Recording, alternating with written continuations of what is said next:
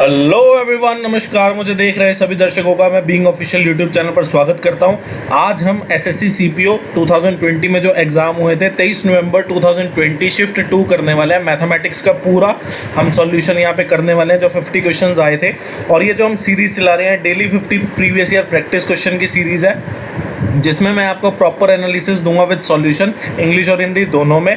Target है 1500 से 2000 question कर डालेंगे एसएससी सीजीएल 2020 तक। चैनल को सब्सक्राइब कर देना ताकि आपसे एक भी वीडियो हमारी मिस ना हो। वीडियो को अंत तक ज़रूर देखना।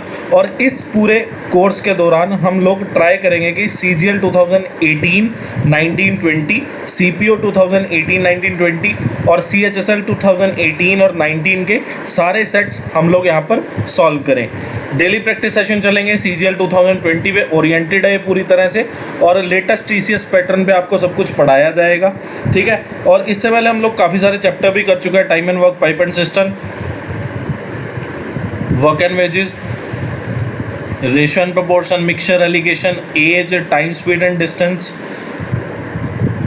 Train, boat and stream. तो ये सारी चीज़ें हम लोग कर चुके हैं। अगर आपको कुछ भी इनमें से देखना हो तो आप लोग जाकर देख सकते हैं। उम्मीद है पूरी कि अगर आप एक बारी दो बारी ये लेक्चर सीरीज से गो थ्रू हो जाएंगे तो आपको कभी भी इन टॉपिक्स का क्वेश्चन नहीं अटकेगा एसएससी के एग्जाम में। मैं प्रतीक सेठी, सीजीएल प्री 2019 में मेरा 50 आउट ऑफ 50 स्कोर था। मेंस में मेरा 197.5 आउट ऑफ 200 स्कोर था मैथमेटिक्स में। तो इसीलिए मैं मैथमेटिक्स की आपको क्लासेस देता हूँ। आज की क्लास का पहला क्वेश्चन सीपीओ 2020 23 नवंबर को शिफ्ट 2 में ये सारे क्वेश्चंस आए थे। 50 क्वेश्चंस है। आज की क्लास का पहला क्वेश्चन आपके सामने ये रहा। क्वेश्चन बोला है person travel a distance of 300 kilometre and then return to a starting point. The time taken by him for the outward journey is 5 hour more than the time taken for the return journey. If he returns at the speed of 10 kilometre per hour more than the speed of going, what is the average speed for the entire journey. देखिए, आपने देखा कि यहाँ पे दूसरी line में बोला है कि जितने टाइम उसको जाने में लगा ना, उससे 5 घंटा ज़्यादा उसको, जितना टाइम उसको जाने में लगा, आने में जितना टाइम लगा उससे 5 घंटा ज़्यादा लगा। तो आपने यहाँ से देखा कि जाने का टाइम इक्वल टू आने का टाइम, कमिंग टाइम प्लस 5 घंटे। तो फिर आप यहाँ से एक चीज़ कह सकते हैं क्या कि time of going minus time of coming क्या है, 5 घंटे। ये चीज़ आप लोग डायरेक्ट भी लिख सकते थे। अभी बता दूंगा कैसे। आपको पता है टाइम क्या होता है? टाइम होता है डिस्टेंस अपॉन स्पीड। डिस्टेंस कितना ट्रेवल किया? 300 किलोमीटर का। स्पीड कितनी है? आपने देखा कि स्पीड ऑफ गोइंग जो थी, आने की स्पीड उससे 10 किलोमीटर पर आवर ज़्यादा थी। तो आपने स्पीड ऑफ गोइंग को x सेलेक्ट कर लिया। तो आपने यहाँ से देखा कि स्पीड ऑफ कमिंग जो है वो x प्लस 10 हो जाएगी। और यहाँ पे क्या आ जाएगा आपका 5 आवर। देखिए, एक और तरीका था। आप क्या लिख सकते थे? आप पहले तो लिख लेते 300/x, फिर आप लिख लेते 300 x प्लस 20। मतलब अगर किसी को ये चीज़ लिखने में कन्फ्यूजन हो ना, तो वो दो चीज़ें बना ले। पहले क्या करे? Distance upon speed. यहाँ पे क्या करे? Distance upon speed. फिर आप एक चीज़ देखेंगे कि यार ये स्पीड ज़्यादा है, ये स्पीड कम है, मतलब ये ओवरऑल कम होगा, ये ओवरऑल ज़्यादा होगा। तो आपने देखा इन दोनों का डिफरेंस क्वेश्चन में दिया है 5 घंटे। मैंने आपको कई बार बताया, मोर देन दिया हो, लेस देन दिया हो, वो कुछ नहीं देता, दोनों का डिफरेंस देता है। तो आपने दोनों का डिफरेंस देख लिया कितना है, 5 घंटे। आप क्वेश्चन को सॉल्व करना शुरू कर रहे हैं। आपने क्वेश्चन को सॉल्व किया तो आपने देखा कि ये x प्लस 10 माइनस x हो जाएगा जब आप 300 कॉमन ले लेंगे, ठीक है। और नीचे आ जाएगा x प्लस 10 और यहाँ पे आ जाएगा 5। आपने देखा यहाँ से कितना आ गया 60, और 60 को 10 से मल्टीप्लाई करेंगे तो 600 आ जाएगा। 600 x प्लस 10। अब आप इसको फर्दर सॉल्व कर लीजिए। आपने देखा ये लिखा है x² plus 10x minus 600 equal to 0। फिर आपने देखा कि फैक्टर बनाना शुरू करते हैं। फैक्टर बनाएंगे तो आप देखेंगे कि 30 और 20 के फैक्टर बनते हैं। मतलब अगर मैं यहाँ पे भी अगर मैं x की वैल्यू पुट करनी शुरू करता तो आप देखते हैं कि अगर मैं x की वैल्यू 20 रखता हूँ तो x प्लस 10 कितना हो जाएगा 30, 20 इंटू 30 कितना हो जाएगा 60। हमारी वैल्यू प्रूव हो गई। हमने देखा कि जाते हुए जो स्पीड थी, स्पीड ऑफ गोइंग जो थी वो कितनी थी 20 kilometre per our. Speed of coming जो है वो कितनी है x plus 10 30 kilometre per our. आपसे एवरेज स्पीड पूछा है। आपको दो स्पीड पता है तो आप डिस्टेंस और टाइम निकाल सकते हैं बड़े आराम से। मैंने आपको टाइम, स्पीड एंड डिस्टेंस के कॉन्सेप्ट में सारी चीज़ें बताई हुई हैं। आपने देखा कि दो स्पीड है, मैं क्या करता हूँ एलसीएम लेता हूँ, 20 और 30 का एलसीएम कितना 60, ये हमारे पास डिस्टेंस आ गया। टाइम कितना है, टाइम क्या होगा डिस्टेंस अपॉन स्पीड, 60/20 किया 3 आ गया, 60/30 किया कितना आ गया 2। फिर आपने एवरेज स्पीड निकालने के लिए क्या करना पड़ेगा आपको पता है एवरेज स्पीड क्या होता है, टोटल डिस्टेंस ट्रेवल्ड। आपने देखा कि डिस्टेंस कितना है, आपने देखा एक साइड का डिस्टेंस जो है वो 60 है, आपने देखा गया भी था 60 से और आया भी है 60 से, मतलब उसने 60 2 बार ट्रेवल किया है, तो 60 कितना हो गया 120।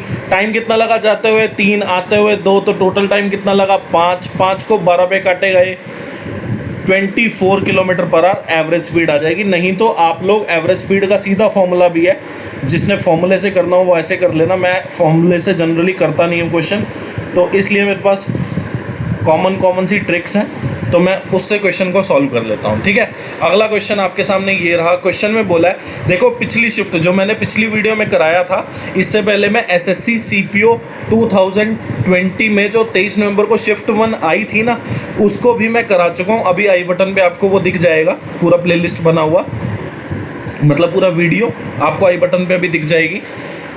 आपने पिछली क्लास में देखा होगा कि पिछली क्लास में इन सेंटर का क्वेश्चन आया था, इस क्लास में मतलब इस शिफ्ट में अब एक्स सेंटर का क्वेश्चन आया हुआ है। एक्स सेंटर का क्वेश्चन कैसे पता चला हमें, हमने देखा कि ABC एक ट्रायंगल है, ABC एक ट्रायंगल है, ABC एक ट्रायंगल है, तो आपने देखा कि बोला है AB और AC को प्रोड्यूस किया जा रहा है D और E तक। फिर आगे बोला गया क्या, if the bisector of CBD, bisector of CBD मतलब ये एंगल है, इसका बाइसेक्टर, ठीक है, ये एंगल है इसका बाइसेक्टर, और एंगल BCE इस एंगल का बाइसेक्टर O पॉइंट पे मिलते हैं, और BOC की वैल्यू बतानी है भाई ये कितना है। तो आपको पता है एंगल BOC जो एक्स सेंटर का फॉर्मूला होता है वो क्या होता है, एक्स सेंटर का जब एंगल निकालते हैं तो क्या होता है 90 माइनस एंगल A/2, इन सेंटर क्या होता है 90 प्लस A/2। तो आपने देखा A की वैल्यू कितनी दे रखी है 66 का आधा 33 हो गया, और यहाँ से 57 डिग्री आपका आंसर आ जाएगा। आसान क्वेश्चन है, कोई दिक्कत नहीं है।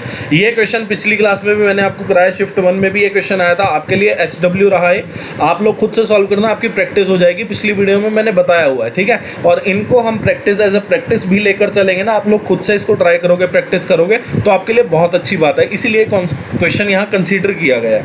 ठीक है, अभी बोला है a person salary increased from, पहले 8100 थी फिर 9000 होगी। आपने देखा कितनी इंक्रीज हुई 900 इंक्रीज हुई, पहले कितनी थी 8100। कैसे पता चला, आपने देखा कि एक तो फॉर्मूला होता है final value minus initial value upon initial value into 100, या तो वो लगा लेना, या फिर आपको बोला गया क्या percentage increase in is salary. तो आपने देखा कि इंक्रीज कितना हुआ 900, और इनिशियल सैलरी जिस पे इंक्रीज हुआ या जो वैल्यू इंक्रीज हुई तो उसको हम लोग डिनोमिनेटर में लेते हैं। तो आपको पता है 1/9 हो गया, तो 1/9 हो गया, तो आपको पता है कि 11 से ही 1/9% हमारा आंसर आ जाएगा। अगला क्वेश्चन, एक व्हील है जिसका डायामीटर जो है 42 सेंटीमीटर है, तो रेडियस कितनी हो गई 21 सेंटीमीटर। क्वेश्चन में बोला then how far does the wheel go in 12 revolution. पहली बात तो आपको एक बात पता चले क्या, कि अगर एक रिवोल्यूशन हुआ है मतलब एक बार व्हील पूरा घूमा है, मतलब व्हील यहाँ से शुरू हुआ, यहाँ पे मान लो एक पॉइंट था, ठीक है, तो यहाँ से घूमा व्हील पूरा घूमा और पूरा घूमा दोबारा यहाँ पे आ गया, मतलब एक रिवोल्यूशन तब कंप्लीट होता है, एक रिवोल्यूशन तब कंप्लीट होता है जब वो एक सरकमफ्रांस मतलब यहीं से घूम के यहीं पे वापस आ गया, मतलब सरकमफ्रांस को कवर करे। तो आपको पता है सरकमफ्रेंस की वैल्यू कितनी होती है 2πr। आपने देखा 2/22/7, रेडियस कितनी है 21। अभी आपको बोला क्या है 12 रिवोल्यूशन में बताइए, तो 12 रिवोल्यूशन में कितना हो जाएगा, 12 रिवोल्यूशन में हो जाएगा इतना। आपने देखा ये क्या आ गया 44 इंटू 36 आप लोग करेंगे तो आप देखेंगे 36 144 14 और 144 14 1584 1584 सेंटीमीटर आपका आ जाएगा कि इतना उसने ट्रेवल किया है। फिर आपको मीटर में पूछा है, मीटर में पूछा है तो एक पॉइंट आगे ले जाइए, मतलब 15.84 meter will be your correct answer. Question बोला the least number which is exactly divisible by 5, 6, 8, 10 and 12। आपको मैंने बताया था क्या कि लीस्ट नंबर जब भी पूछा जाए मतलब एलसीएम पूछ रहा है, हाईएस्ट नंबर या बिगेस्ट नंबर जब भी पूछा जाए तो एचसीएफ पूछ रहा है। तो आप क्या करेंगे, यहाँ पे इसका एलसीएम देख लेंगे सीधा सीधा। आपने देखा 5, 6, 8, 10, 12।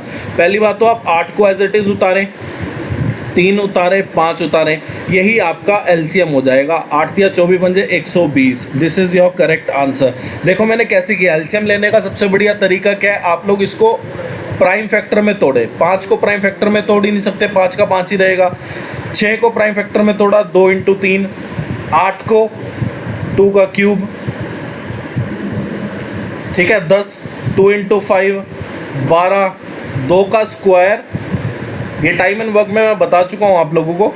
तो आपको मैंने बताया था जो पावर हाईएस्ट हो उसको कंसीडर करना है। आपने देखा कि 2 की पावर हाईएस्ट है, कंसीडर कर लिया। फिर 3 में हाईएस्ट क्या है, 3 ही है। 5 में हाईएस्ट क्या है, 5 है। जब सिंगल हो तब भी कंसीडर करना है, अगर एक में 2 से ज़्यादा हो तब भी कंसीडर करना है। तो आपने देखा 8, 3, 24 पंजे 120 ऐसे आ जाएगा। मैंने कैसे किया था, देखते ही मैंने देखा इसमें 5 है, इसमें 2 × 3 है, 2 जो है इसमें चला जाएगा तो हम इसको पूरे को कंसीडर करते हैं। 3 यहाँ से ले लेते हैं, इसमें 3 × 4 ये इसके अंदर आ गया। 10, 2 × 5, 5 को मैं यहीं से ले लेता हूँ। अब 2 तो इसके अंदर आ ही चुका, तो आपने देखा 24 × 5 120। ये तरीका होता है। क्वेश्चन में बोला है the student of a class donated a sum of इतना रुपए। If each student donated as many rupees as the number of student in the class, find the number of student in the class. आपने क्या किया कि number of student को x मान लिया। Number of student को आपने जब x माना तो आपको बोला गया है क्या कि each student donated as many rupees as the number of students. मतलब आपने देखा कि नंबर ऑफ स्टूडेंट कितने हैं, x, और हर बच्चे ने कितना डोनेट किया है, x डोनेट किया है। तो आपको यहाँ से पता चल गया कि x बच्चे थे और हर बच्चे ने x डोनेट किया। देखो एक सिंपल सी बात है, मैं आपको वर्बली समझाता हूँ। वर्बली क्या समझाता हूँ, मैं आपको एक चीज़ बोलता हूँ क्या कि टोटल क्लास में है 10 बच्चे, टोटल क्लास में है 10 बच्चे। तो हमने देखा कि टोटल क्लास में 10 बच्चे और बोला गया है कि हर बच्चा उतना कंट्रीब्यूट करता है जितना टोटल नंबर ऑफ बच्चे हैं। तो आपने देखा कि 10 बच्चे हैं, मतलब एक बच्चा जो है 10 रुपये कंट्रीब्यूट करेगा। तो आपने देखा टोटल कंट्रीब्यूशन कितना हो गया, 10 × 10 100 हो गया। तो आपने यहाँ से देखा x × x कंट्रीब्यूशन हो गया, जिसकी वैल्यू कितनी है 2209। मतलब x स्क्वायर की वैल्यू कितनी हो गई 2209। अब ऑप्शन पे चले जाओ। ऑप्शन से आप देखोगे तो पहली बात तो आप देखोगे 51 का अगर आप स्क्वायर करते हो तो क्या आएगा, यूनिट डिजिट 1 आएगा। 49 का स्क्वायर करते हो यूनिट डिजिट 1 आएगा, दोनों ऑप्शन गलत। फिर आप देखोगे 53 का अगर मैं स्क्वायर करूं तो यूनिट डिजिट 9 आएगा, बट 53 का जो स्क्वायर होगा वो 2500 से बड़ा होगा, क्योंकि 2500 जो है 50 का स्क्वायर है, तो ये भी गलत। आंसर कौन सा 47। ठीक है, अब ये वाला सिंप्लीफिकेशन का क्वेश्चन है। आपको पता है बोडमास रूल फॉलो करना है। सबसे पहले ब्रैकेट के अंदर की जो चीज़ें हैं वो सॉल्व करो, उसके बाद ब्रैकेट के अंदर आप ऑफ देखें, ऑफ को सॉल्व करें। सबसे पहले तो आपने ऑफ को सॉल्व किया तो आपने देखा, पहले तो ये देख लेते हैं ये कितना 21/4। ऑफ को आप सॉल्व करोगे तो आप देखोगे ये लिखा है कितना। ऑफ का मतलब क्या होता है, मल्टीप्लीकेशन। आपने देखा ये लिखा है कितना 3/14। एक तो ब्रैकेट ये बन गई, फिर डिवाइड कर दो, ये हो गया 46/9। ठीक है, 46/9 माइनस, और 8 7 जा 56, 8 8 जा 64, 63 और बाई 8 हो गया आपके पास। ठीक है, और उसके बाद डिवाइडेड बाय 189/20। मतलब पहले अब आपको डिवाइड सॉल्व करना है, उसके बाद इंटू 11/21, फिर आगे माइनस करके कुछ है तो आप माइनस करके जब मैं बताऊंगा आपको ये कितना आएगा। आपने ऑफ को सॉल्व किया तो 2 × 1/2 कितना हो जाएगा, 1 हो जाएगा। 5/1 कितना आ जाएगा, 5 आ जाएगा, मतलब -5 बचा है। तो सॉल्व कर लेते हैं। अब आपने देखा कि ये 21/4 इंटू 14/3 है, काट दो 7 तो ये कितना आ गया, ये आ गया आपका 49/2 आ चुका है। उसके बाद डिवाइड कर दिया। आपने देखा कि ये इधर डिवीजन है, डिवीजन को ही पहले सॉल्व करना है तो यहाँ मल्टीप्लिकेशन कर दो। आप मल्टीप्लिकेशन करोगे तो यहाँ पे देखोगे 189 नीचे चला जाएगा, 20 ऊपर चला जाएगा। ये गया 2 पे, ये गया 5 पे, फिर आपने देखा ये गया 21 पे, 9 पे जाएगा, ये 21 दिया, फिर लो दोबारा चला गया तो 5/6 आ गया, 46/9 माइनस 5/6 हो गया यहाँ पे, और फिर 11/21 से मल्टीप्लाई करके -5 कर देंगे। फिर आपने देखा कि मैं जब इसको सॉल्व करूँगा तो यहाँ पे कितना आना है, यहाँ पे एलसीएम जो है कितना आ जाएगा, एलसीएम आ जाएगा 18 एलसीएम आ गया, तो यहाँ पे कितना आ गया 92 आ गया, और यहाँ पे 5 दिया 15 हो गया। सही है, ठीक है। उसके बाद इंटू 11/21, ठीक है। तो आपने इसको सॉल्व किया तो यहाँ पे देखा कि यहाँ पे वैल्यू कितनी आ रही है आपकी 7 और 77 आ जाएगा आपका यहाँ पे 77, ठीक है, 77 आ जाएगा। 77 इंटू 11/21 -5। अच्छा, तो इसमें मुझे लग रहा है यहाँ पे डिवाइड का साइन आना चाहिए। 1 मिनट रुको देखते हैं, ठीक है। तो यहाँ पे 49/2 डिवाइडेड बाई इतना, तो आपने देखा कि 49/2 इंटू आप क्या करें, मल्टीप्लाई का साइन कर दें, न्यूमरेटर को डिनोमिनेटर में चेंज करें, डिनोमिनेटर को न्यूमरेटर में, तो आपने देखा 18/77 हो गया, फिर 11/21 हो गया, -5 लो जी सॉल्व हो गया। ये गया 7 पे, ये गया 9 पे, और फिर 7 तिया 7 7 जा, ये 7 पूरा काट गया, ये लो 3, और 3 - 5 क्या है -2, जो कि आपका करेक्ट आंसर है। 3 - 5 क्या हो जाएगा आपके पास, -2 हो जाएगा, जो कि आपका बिल्कुल सही आंसर है। नेक्स्ट क्वेश्चन देख लेते हैं। नेक्स्ट क्वेश्चन में क्या है, क्वेश्चन में बोला है x² + 8y² -12y -4xy + 9 = 0। Find the value of 7x - 8y आपको बोला है, ठीक है। क्वेश्चन को सॉल्व कर लेते हैं। बड़ा आसान क्वेश्चन है, कोई दिक्कत वाली बात नहीं है। देखो, इसको 2 तरीके से सॉल्व किया जाता है। एक तो हम इसको पूरा प्रोसीजर से सॉल्व करें, और एक हमारे पास ट्रिक बन सकती है। ट्रिक क्या बनेगी मैं अभी आपको बता दूं। देखो, दोनों तरीके से करके देखेंगे, और वैसे अगर आपको जब मैं पढ़ाऊंगा तो आपको ज़्यादा अच्छे से समझ आ पाएगा जो मैं बोलना चाह रहा हूँ, ठीक है। अभी आप ट्रिक अगर आपको समझ आए तो आप समझने की कोशिश करिएगा, ठीक है। और अगर ना समझ आए तो आप प्रोसीजर से ही कर लेना पूरा। मतलब एक होता है ट्रिक, एक होता है ट्रिक ऑफ ट्रिक। तो आप ट्रिक बताता हूँ पहले, फिर ट्रिक ऑफ ट्रिक आपको बताऊँगा, आपको मज़ा आ जाएगा। देखिए, आपने देखा क्या लिखा हुआ है, x² + 8y² -12y -4xy + 9 = 0, ठीक है। उसके बाद आपने एक चीज़ देखी यहाँ पे 4xy तभी बन सकता है यहाँ पे जब आप देखें कि x का तो कॉफिशेंट कुछ भी नहीं है। आपने देखा x² का कॉफिशेंट कुछ नहीं है, मतलब x² तो सिंपल आने वाला है। 4xy तभी आएगा जब आपको पता है एक चीज़, यहाँ पे आपको एक चीज़ पता है, क्या आपको एक चीज़ पता है कि a + b का जो स्क्वायर होता है ना, वो a² + b² + 2ab होता है। मतलब अगर मैं इसके से 2 बाहर निकाल लूँ, 2 अगर मैं इसमें से बाहर निकाल रहा हूँ, अगर मैं इसमें से 2 बाहर निकाल रहा हूँ तो अंदर बचा क्या, आपने देखा अंदर बचा 2xy। मतलब जो x का कोफिशिएंट है वो तो 1 रहना, मतलब y का कोफिशिएंट जो है वो 2 आ जाएगा। तो आप देखें कि y का कोफिशिएंट अगर 2 आ रहा है तो 2y का स्क्वायर जब आप देखोगे तो कितना हो जाएगा 4y²। आप क्या करें, 8y² को क्या लिखें, 4y² + 4y² -12y -4xy + 9 = 0। अब आपके लिए क्वेश्चन बहुत आसान हो गया। आप क्या करें, एक तो इन तीनों को सॉल्व करें और फिर इन तीनों को सॉल्व करें। देखो करके आपने देखा कि अगर मैं इन तीनों को सॉल्व करता हूँ, पहले वाले तीनों को, तो आप देखेंगे लिखा हुआ है क्या, x - 2y का whole square, x² + 4y² -4xy यहाँ से बन रहा है। और उसके बाद आपने ये देखा तो ये लिखा हुआ है 2y और 9 क्या होता है, 3 का स्क्वायर। तो यहाँ पे माइनस है, और माइनस यहाँ था, माइनस यहाँ था, तो हमने माइनस यहाँ कंसिडर किया। अब यहाँ भी माइनस आ जाएगा, ठीक है। तो y की वैल्यू कितनी आ गई, 3/2। x की वैल्यू कितनी है, 2y। y की वैल्यू आपको पता चल गई 3/2, तो x की वैल्यू आपके पास कितनी आ गई, 3 आ गई। अभी सॉल्व कर लो 7x कितना हो गया, 7 या 21, 8y 8 y कितना है 3/2, तो आपने इसको सॉल्व किया 12 आ गया, 21 में से 12 गया कितना 9 आ जाएगा आपका करेक्ट आंसर। एक तरीका तो ये था देखो क्वेश्चन सॉल्व करने का। पिछली क्लास में मैंने आपको एक चीज़ बताई थी क्या कि आप स्क्वायर वाली टर्म और इंटीजर टर्म को एक साइड रखें, दूसरी साइड आप बाकी की चीज़ें ले जाएं, मतलब y की चीज़, x की चीज़, xy की चीज़। आपने देखा कि 2 तो मैंने ब्रैकेट में रखना था, ये चीज़ें मैंने आपको बताई थी, 6y प्लस 2xy रह गया अंदर, ठीक है, 6y प्लस 2xy रह गया अंदर। मैंने आपको एक चीज़ बोली है क्या कि x² का कोई कॉफिशिएंट नहीं है, मतलब x का भी यहाँ पे कोई कॉफिशिएंट नहीं होगा, तो ये क्या लिखा है x। आप इसको ऐसा भी ना लिखें, आप इसको ऐसा लिखें, एक सेकेंड,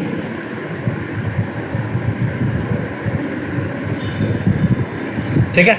तो आप इसको कैसे लिखेंगे, आपने देखा कि x का कुछ कॉफिशिएंट नहीं है, x² का कुछ कॉफिशिएंट नहीं है, तो x का भी कुछ नहीं होना चाहिए। फिर आप देखेंगे कि y का कॉफिशिएंट है 2y, तो आपने देखा कि 2yx मैं इसको लिख सकता हूं। तो आपको यहां से एक चीज़ पता चल जाएगी, क्या मैंने आपको बताया था कि आप 2yx देखेंगे तो आप समझ जाएंगे कि x का कॉफिशिएंट 2y है, मतलब x की वैल्यू 2y है, जो कि मैंने इतना सॉल्व करके निकाल लिया। उसके बाद आप एक चीज़ समझेंगे क्या कि x का कॉफिशिएंट 2y, मतलब x का कॉफिशिएंट अगर 2y है तो यहाँ पे 2y का जो स्क्वायर बनेगा वो कितना बनेगा 4y² बन गया, तो रह कितना गया 4y²। अब आप एक चीज़ देखेंगे कि 6y में क्या लिखा हुआ है 2.3y, 2.3y लिखा है, तो 2 तो कहाँ चला गया, 2 तो यहाँ चला गया, जब ये वास्तव में क्या लिखा है 2y², तो 2 तो यहाँ पे चला गया। तो यहाँ से आपको पता चल जाता है क्या कि y की वैल्यू जो है वो कितनी है, y की वैल्यू यहाँ पर, एक सेकेंड, ठीक है। तो आप इसको कैसे देखेंगे, आपने देखा 2.3y लिखा हुआ है, तो आप क्या करें 3.2y लिख लें, मतलब यहाँ पे 2y का स्क्वायर है तो आप 2y को इकट्ठा कर दें, फिर आपको पता चलेगा कि 2y की जो वैल्यू है वो 3 है, तो y की वैल्यू कितनी हो जाएगी 3/2, सॉल्व हो जाएगा। आसान चीज़ें हैं, एक बार प्रैक्टिस होने की देर है, आपके लिए कुछ बड़ा नहीं रह जाएगा इसमें, ठीक है। क्वेश्चन में बोला एक रेक्टेंगुलर लॉन है जिसकी लेंथ जो है वो twice the length of breadth है, उसको एक्सटेंड किया जाता है, 4 सेमी सर्कुलर पोर्शन उसकी साइड पे खींच दिए जाते हैं। टोटल कॉस्ट बतानी है लेवलिंग की the entire lawn at the rate of 100 पर स्क्वायर मीटर, मतलब 1 मीटर स्क्वायर पे 100 रुपये खर्चा हो रहा है। स्मॉलर साइड जो रेक्टेंगुलर लॉन की है वो कितनी है 12 मीटर। आपने देखा कि लेंथ जो है ट्वाइस ऑफ ब्रेड्थ है, तो ब्रेड्थ मतलब छोटी होगी, ब्रेड्थ छोटी होगी, तो आप लोग क्या समझे यहाँ से, ब्रेड्थ छोटी है मतलब ब्रेड्थ की वैल्यू यहाँ पे 12 दे रखी है, तो लेंथ कितनी हो गई 24 हो गई, लेंथ जो है 24 हो गई। उसके बाद बोला है कि हर एक पे सेमी सर्कल खींच दिया, ठीक है, ये काट देना यहाँ से, खींच दो, सेमी सर्कल बना दो, ठीक है। अब ये जो सारा बन गया, ये जो सारी फिगर बनी है, इस पे आपको कॉस्ट ऑफ लेवलिंग बतानी है कि इस पे कॉस्ट ऑफ लेवलिंग कितनी होगी। पहली बात तो हम इसका एरिया कैलकुलेट करेंगे। एरिया जब आप टोटल कैलकुलेट करोगे पहले तो आप एक चीज़ देखोगे क्या कि एरिया ऑफ रेक्टेंगल आना है। एरिया ऑफ रेक्टेंगल की वैल्यू कितनी आ जाएगी, आपको पता है लेंथ इंटू ब्रेड्थ होता है, तो 24 × 12 तो ये हो गया। फिर आपने देखा कि ये भी सेमी सर्कल और ये भी सेमी सर्कल, तो दोनों जब सेमी सर्कल है जिनकी रेडियस कॉमन है कितनी 12, तो इन दो सेमी सर्कल को जोड़ेंगे तो एक सर्कल बन जाएगा। तो आप देखेंगे कि पाई r²। फिर आपने ये सेमी सर्कल देखा, फिर ये सेमी सर्कल देखा, दोनों सेमी सर्कल को जोड़ा, सर्कल बन गया। तो आपने देखा कि 12 जो है पूरी लेंथ है, तो आधी लेंथ कितनी हो जाएगी, जो कि डायमीटर, मतलब 12 जो है पूरी लेंथ है, मतलब डायमीटर 12, तो रेडियस कितनी हो गई 6 हो गई।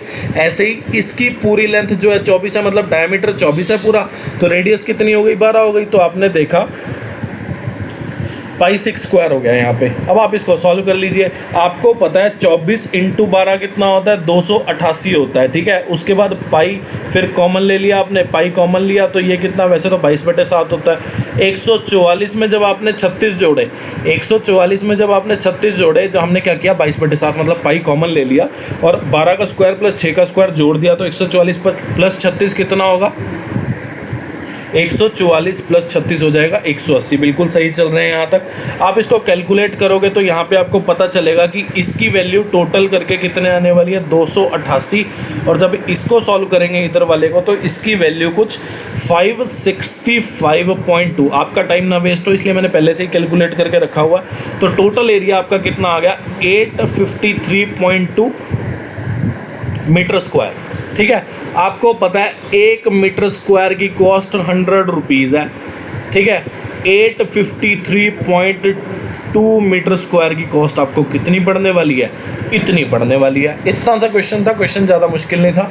क्वेश्चन में बोला था average weight of a group of 3 people. देखो ये क्वेश्चन अभी सीपीओ में आया, इससे पहले भी सीजीएल में क्वेश्चन पूछा जा चुका है। तो पिछले क्वेश्चन भी जो होते हैं वो बहुत इंपॉर्टेंट होते हैं, हल्के में लेने लायक नहीं होते। क्वेश्चन में बोला है क्या ए बी सी तीनों का एवरेज कितना है? एक तो बेसिक तरीका है, क्या करो ए प्लस बी प्लस सी टोटल वेट निकाल लो, कितना 300 वो 210 आ जाएगा। ए प्लस बी प्लस सी का एवरेज वेट दे रखा है आपको 70 किलो, टोटल वेट आप 3 से मल्टीप्लाई करके निकाल सकते हो। वो तो बेसिक है, मैं आपको ट्रिक बताता हूँ। ट्रिक इतनी मज़ेदार है ना, आपको मज़ा आ जाएगा बिल्कुल। देखो फिर आपको पता है क्या चीज़, आपको पता है कि बोला है कि जब डी ज्वाइन कर देता है, जब डी ज्वाइन कर देता है तो 60 किलो वजन रह जाता है एवरेज। आपने एक चीज़ देखी क्या कि जब तक ए बी सी थे तब तक तो 70-70 था। अब जब डी हो गया तो आपने देखा कि जब डी आया है तो क्या हुआ, ए बी सी में रिडक्शन हुआ है। कितने कितने का? 10-10 का। तो आपने एक चीज़ देखी क्या कि पहली बात तो डी का वजन तो 60 तो होगा, डी का वजन 60 तो होगा। अभी क्या हुआ है कि इसने इन सब में 10-10 रिड्यूस भी किया है। क्यों? आपने देखा पहले था इनका एवरेज 60, पहले था इनका एवरेज 70, अब कितना हो गया इनका एवरेज 60। मतलब इसकी वैल्यू इतनी कम है कि इसको ए बी सी तीनों ने 10-10 किलो दिया है, तब जाके इसका भी एवरेज 60 निकल पाया है। तो आपने देखा कि जब तीनों ने 10-10 दिया तो टोटल कितना दे दिया? इसको 30 दे दिया। मतलब ये 30 किलो का था, ए बी सी 70-70 किलो के थे, तो अपने में से 10-10 किलो इसमें बांटा है, तब जाके 60 का हुआ, तो ए बी सी भी 60 के रह गए। तो आपके पास डी का वजन आ गया कितना? 30 kg। क्वेश्चन में बोला है 1 man he whose weight is 5 kilo more than, तो ई का वजन कितना हो गया? 35 kg। ठीक है, अब क्वेश्चन बहुत आसान हो चुका है आपके सामने। क्वेश्चन में दिया है क्या, A plus B plus C average कितना है? 60 kilo. B C D E का एवरेज कितना है? 59 किलो। आपने क्या किया, जब आप दोनों का डिफरेंस देखोगे ना, आप मान लीजिए चलो आपने देखा, आपने एक चीज़ देख ली क्या, आपने देखा कि इसकी जो टोटल वैल्यू होगी ना वो इतनी हो जाएगी, इसकी टोटल वैल्यू इतनी हो जाएगी। आप क्या करें, फर्स्ट इक्वेशन को सेकंड इक्वेशन से माइनस कर दे। आपने देखा बी गया सी गया डी गया, बी गया सी गया डी गया, तो ए माइनस वाई जो हो चुका है वो कितना हो गया? 60 माइनस 59 कितना? 1 × 4 हो चुका है। ई की वैल्यू आपके पास 35 आ चुकी है, 35 को उधर ले जाएं, आपके पास ए की value 39 kilo will be your correct answer. ठीक है, अब ये वाला क्वेश्चन आ गया। देखो एक ना इसका डायरेक्ट फॉर्मूला होता है, मैं आपको बताता हूँ। जब 2 साल का आपको डिफरेंस दिया हो, जब आपके पास 2 साल का डिफरेंस आया हो ना, देखिए 2 साल का दिया हो फॉर 2 ईयर्स, हमारा ये फॉर्मूला लगता है क्या, difference between C I and S I. ठीक है, equal to principal rate by 100 का स्क्वायर। ठीक है, एक इसकी मतलब बिना फॉर्मूले के भी इसको कर सकते हैं, पर अभी के लिए आप फॉर्मूला ही ध्यान रखें। बिना फॉर्मूले के लिए पूरा आपको कॉन्सेप्ट बताना पड़ेगा, जिसका यहाँ टाइम नहीं है। और एक और चीज़ ध्यान रखेंगे कि यहाँ पे हम लोग कॉन्सेप्ट सीखने नहीं आ रहे, अपना क्वेश्चन सॉल्व करने आ रहे हैं, प्रैक्टिस करने आ रहे हैं। कॉन्सेप्ट मैं यहाँ सिखा नहीं पाऊँगा, क्योंकि पिछली क्लास भी आपकी 2 घंटे की हुई, कॉन्सेप्ट नहीं सिखाया था तब 2 घंटे की हुई, कॉन्सेप्ट सिखाता तो पता नहीं 5-6 घंटे की हो जाती। ठीक है, तो वो चीज़ें अभी पॉसिबल नहीं है।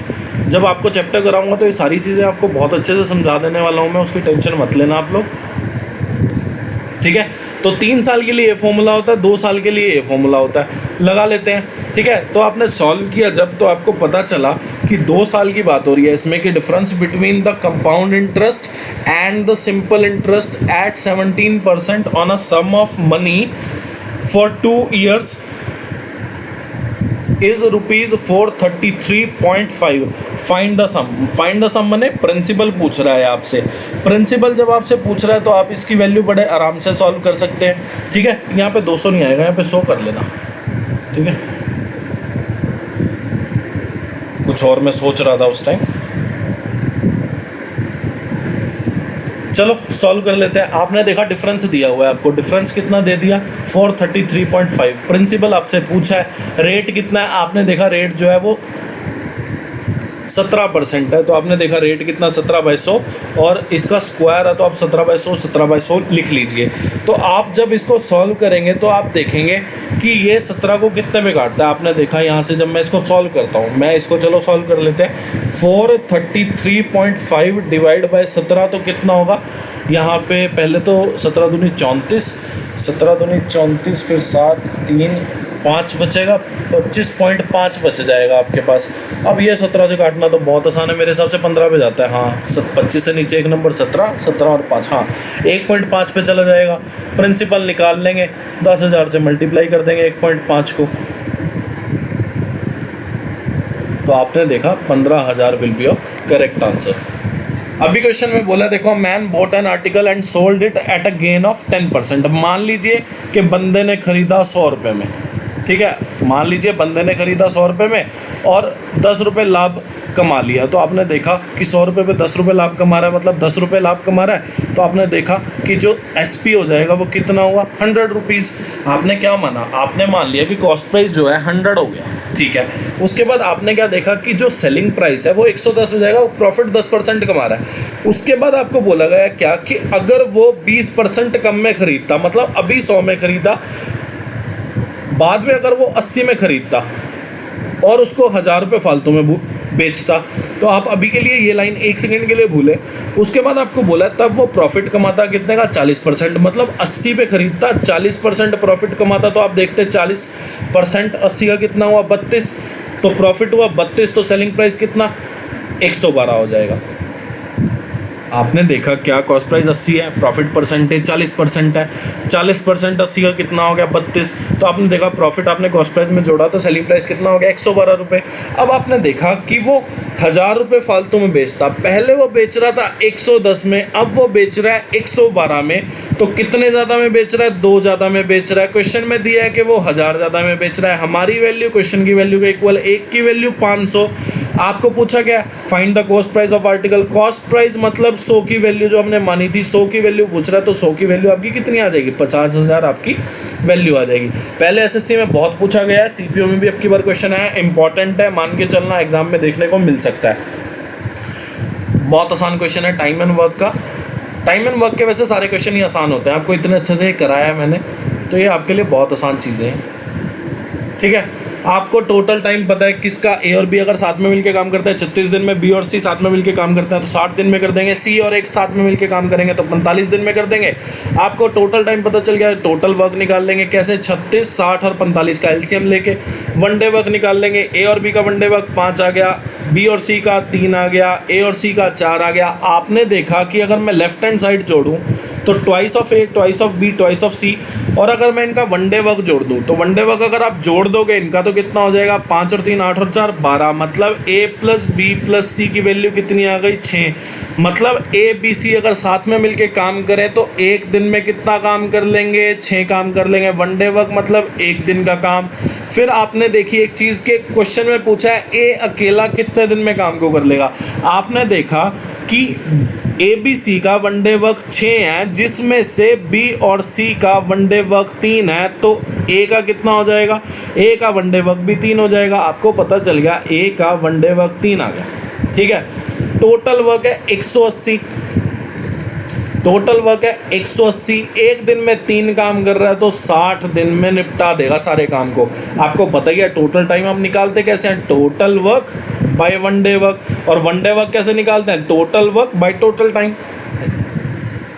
क्वेश्चन में बोला है if the house tax is paid before due date, due date से पहले अगर, मतलब जिस तारीख को बिल जमा कराना होता है उससे पहले अगर भरता है तो हाउस टैक्स पे, मतलब जिस तारीख को बिल जमा कराना होता है हाउस टैक्स का, अगर वो उस तारीख से पहले भर देता है तो उसको रिडक्शन मिल जाता है कितना, 12% का amount of bill pay. By paying the tax before the due date a person got a reduction of कितना, 2100 रुपये। अमाउंट ऑफ हाउस टैक्स पूछा है। आपने देखा कि यार 12% की वैल्यू जो है ना वो कितनी है, 2100। आपसे 100% की वैल्यू पूछी है, ठीक है। 100% की वैल्यू जो है आपकी कितनी आ जाएगी, 2100, 12, 100। सॉल्व कर लेते हैं। आपने देखा पहले तो ये जाएगा कितने पे, 7, यहाँ पे 17500 आ जाएगा। ठीक है, हमने देखा हाउस टैक्स मान लीजिए 100% है तो उस पर 12% का रिडक्शन मिला, 12% की वैल्यू 2100, तो हाउस टैक्स की वैल्यू कितनी आ जाएगी, 100% निकाल लेंगे। अब ये क्वेश्चन बहुत अच्छा है, बहुत अच्छा है, मज़ेदार क्वेश्चन है। क्वेश्चन में बोला है x can do a work in 3 days, why does 3 times the work in the same work in 8 days and Z does 5 times the same work in 12 days. If they have to work together for 6 hours in a day, in how much time can they complete a work? पहली बात तो एक चीज़ समझेंगे आप लोग, क्या कि X ने कितने दिन में काम किया, 3 दिन में। Y ने, आपने देखा Y ने जो है ना 3 गुना काम 8 दिन में किया। 3 गुना काम अगर Y 8 दिन में कर रहा है तो जो X ने जितना काम किया था उतने काम को ये कितने दिन में कर लेगा, 8/3 दिन में। और Z, आपने देखा कि Z ने 5 गुना काम 12 दिन में किया है तो X जितना काम वो कितने दिन में कर लेगा, 12/5 दिन में। अब क्वेश्चन में बोला है कि वो 6 घंटे एक दिन में काम करते हैं, तो आप ना यहीं से इसको आर में चेंज करते चल जाइए, वरना बाद में क्वेश्चन सॉल्व करना मुश्किल हो जाएगा आपके लिए। आप अभी इसको आर में चेंज कर दिया, आपको पता है 3 दिन काम किया, 1 घंटे में 6 दिन का मतलब 1 दिन में 6 घंटे काम कर रहा है तो 3 दिन में कितना काम कर देगा, 18 घंटे, 16 घंटे। आपने देखा कि 1 दिन में 6 घंटे काम करना है तो 8/3 दिन में कितना काम हो जाएगा, 16 घंटे। और यहाँ पे जब आप 6 से मल्टीप्लाई करेंगे तो यहाँ पे आ जाएगा 72/5 घंटे। मतलब जेड जो है अगर घंटे के हिसाब से काम करेगा तो कितने घंटे में कर देगा, 12/5 घंटे में। सॉल्व कर लेते हैं। आपने देखा टोटल टाइम आपको पता चल गया। टोटल वर्क कैसे निकाल लेंगे, एलसीएम कितना आ जाएगा, 144 इसका एलसीएम आ जाएगा। एलसीएम ऑफ फ्रैक्शन क्या होता है, आपने देखा ये भी फ्रैक्शन मान लो, ये भी फ्रैक्शन, क्योंकि नीचे वाली फ्रैक्शन है। एलसीएम ऑफ फ्रैक्शन क्या होता है, LCM of numerator bye HCF of denominator. आपने देखा 144 को 18 से अगर मैं भाग दूंगा तो 8 आ जाएगा, 144/16 9 हो जाएगा, 144/72 2 × 5 कितना 10 हो जाएगा। सॉल्व करके देखेंगे जब आप 1 आवर वर्क निकालने के लिए तो आप देखेंगे 144/72 तो 2 पंजे 10 हो जाएगा। अब क्वेश्चन में कुछ भी नहीं बचा आपको पता है कि टोटल वर्क आपके पास 144 हो गया और काम करना है तीनों ने साथ में मिलके, तो आपको टोटल टाइम निकालना है। टोटल टाइम कैसे निकाल दोगे तीनों का, आपने देखा total work by 1 hour work, किसका, तीनों का, क्योंकि तीनों साथ में काम कर रहे हैं और ये बताना है कि कितने टाइम में काम हो जाएगा। आपने देखा 8 और 9 17 और 10 27, ठीक है, तो 144/27 आ गया। इसको सॉल्व भी कर सकते हैं फर्दर। ये 9 पे जब काटेंगे तो ये 16 पे गया और ये 3 पे गया, 16/2 मतलब 5 सही 1/3 आर आंसर आ जाएगा। ऑप्शन देखते हैं, ये ऑप्शन करेक्ट है क्योंकि 5 घंटे 20 मिनट, 5 सही 1/3 आर बराबर होता है। 1/3 आर को अगर आप मिनट में चेंज करोगे तो आप देखोगे 1/3 × 60 हो जाएगा, जिसकी वैल्यू 20 मिनट्स आ जाएगी। क्वेश्चन आसान है। अगला क्वेश्चन देखो, ये क्वेश्चन बहुत आसान है। इसमें आपको करना क्या है, इसमें आपको सिर्फ 7 × 13 × 8 करना है, आपकी एलसीएम की वैल्यू हो जाएगी, ठीक है। और आप देखेंगे तो 13 7 91, 8 यूनिट डिजिट होना चाहिए, 2 का यूनिट डिजिट, तो 13 7 91 और 91 ये आ जाएगा आपका आंसर। कैसे आया, आपको पता है 2 नंबर का जो रेशियो है वो इतना है, मतलब 2 नंबर होंगे ये, आपको पता चल गया। एलसीएम क्या होगा, एलसीएम जो होगा वो कितना होगा, 7 × 13 × x।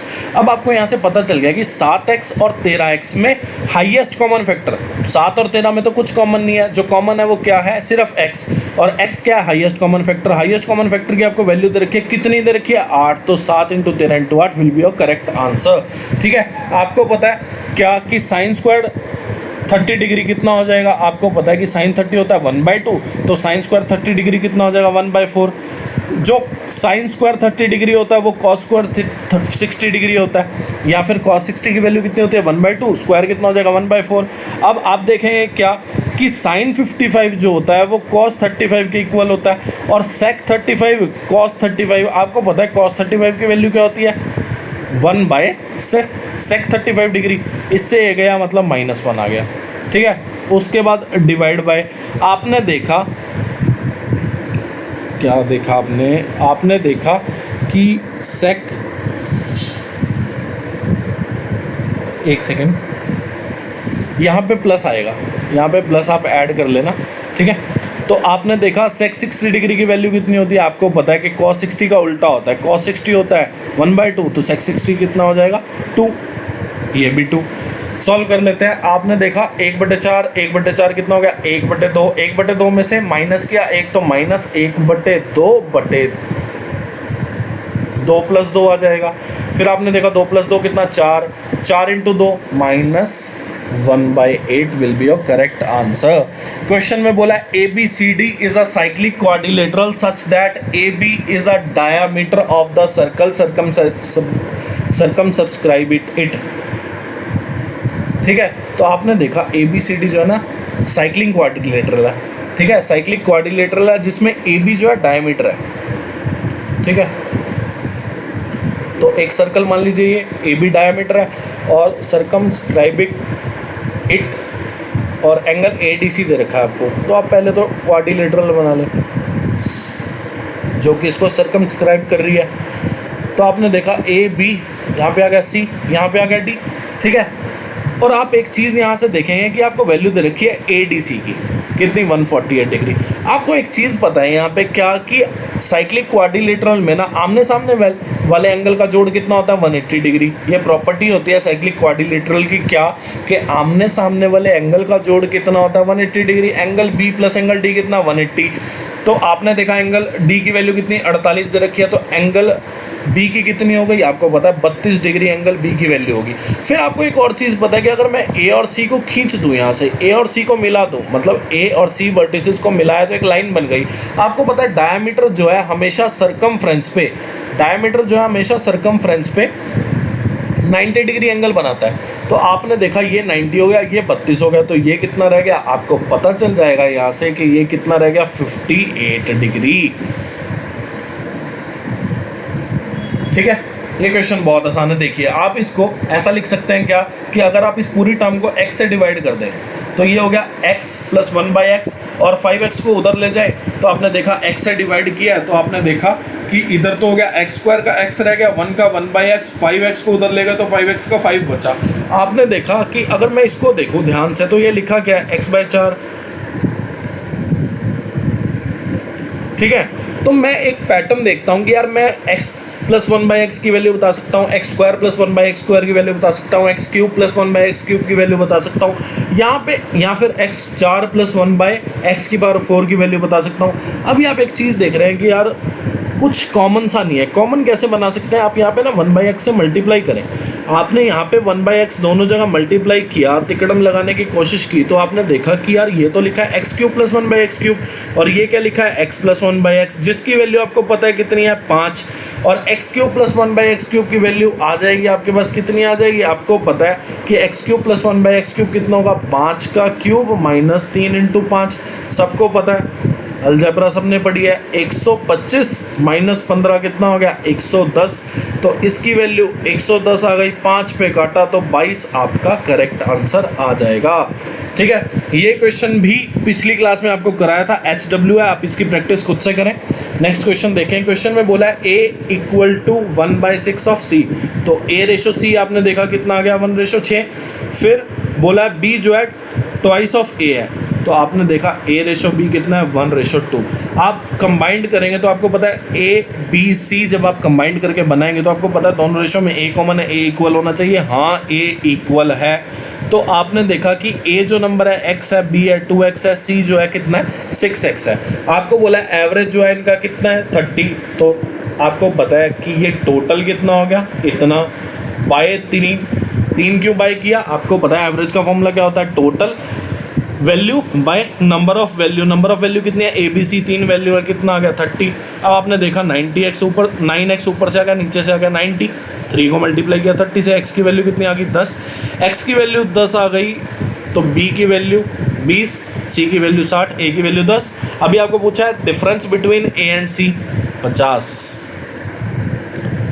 आसान चीज़ें हैं, कोई दिक्कत वाली बात नहीं है। अब आप ये वाला क्वेश्चन देखें, बहुत इंपॉर्टेंट और बहुत अच्छा क्वेश्चन है। आपने एक चीज़ देखी पहले तो यार मैं ना इसमें से डेसिमल हटाने की कोशिश करूँगा पूरी। ठीक है, आपने देखा कि ऊपर 2 मल्टीप्लाई में है, बाकी तो एडिशन है, 2 मल्टीप्लाई में है, और आपने देखा कि अगर मैं दोनों को मल्टीप्लाई कर दूँ तो 6 पॉइंट तक डेसिमल जाएगा, मतलब 6 नंबर डेसिमल जाएगा। ठीक है। और आप यहाँ से देखेंगे जब नीचे से, तो यहाँ पे 4, यहाँ पे 2, मतलब 6 डेसिमल नीचे से भी जाएगा, तो ऊपर से भी 6 डेसिमल जा रहा है, यहाँ से भी देखो 6 और यहाँ से भी देखो 6। तो आपने देखा कि ऊपर से, और यहाँ पे कितना है, यहाँ पे 5 से जा रहा है। तो आप क्या करेंगे, यहाँ पे आप 1 0 फालतू लगा लेना। कैसे, अभी मैं बताता हूँ। देखो, आपने देखा कि यार ऊपर भी 6 डेसिमल, नीचे भी 6 डेसिमल, डेसिमल को डेसिमल से हटा ही दो।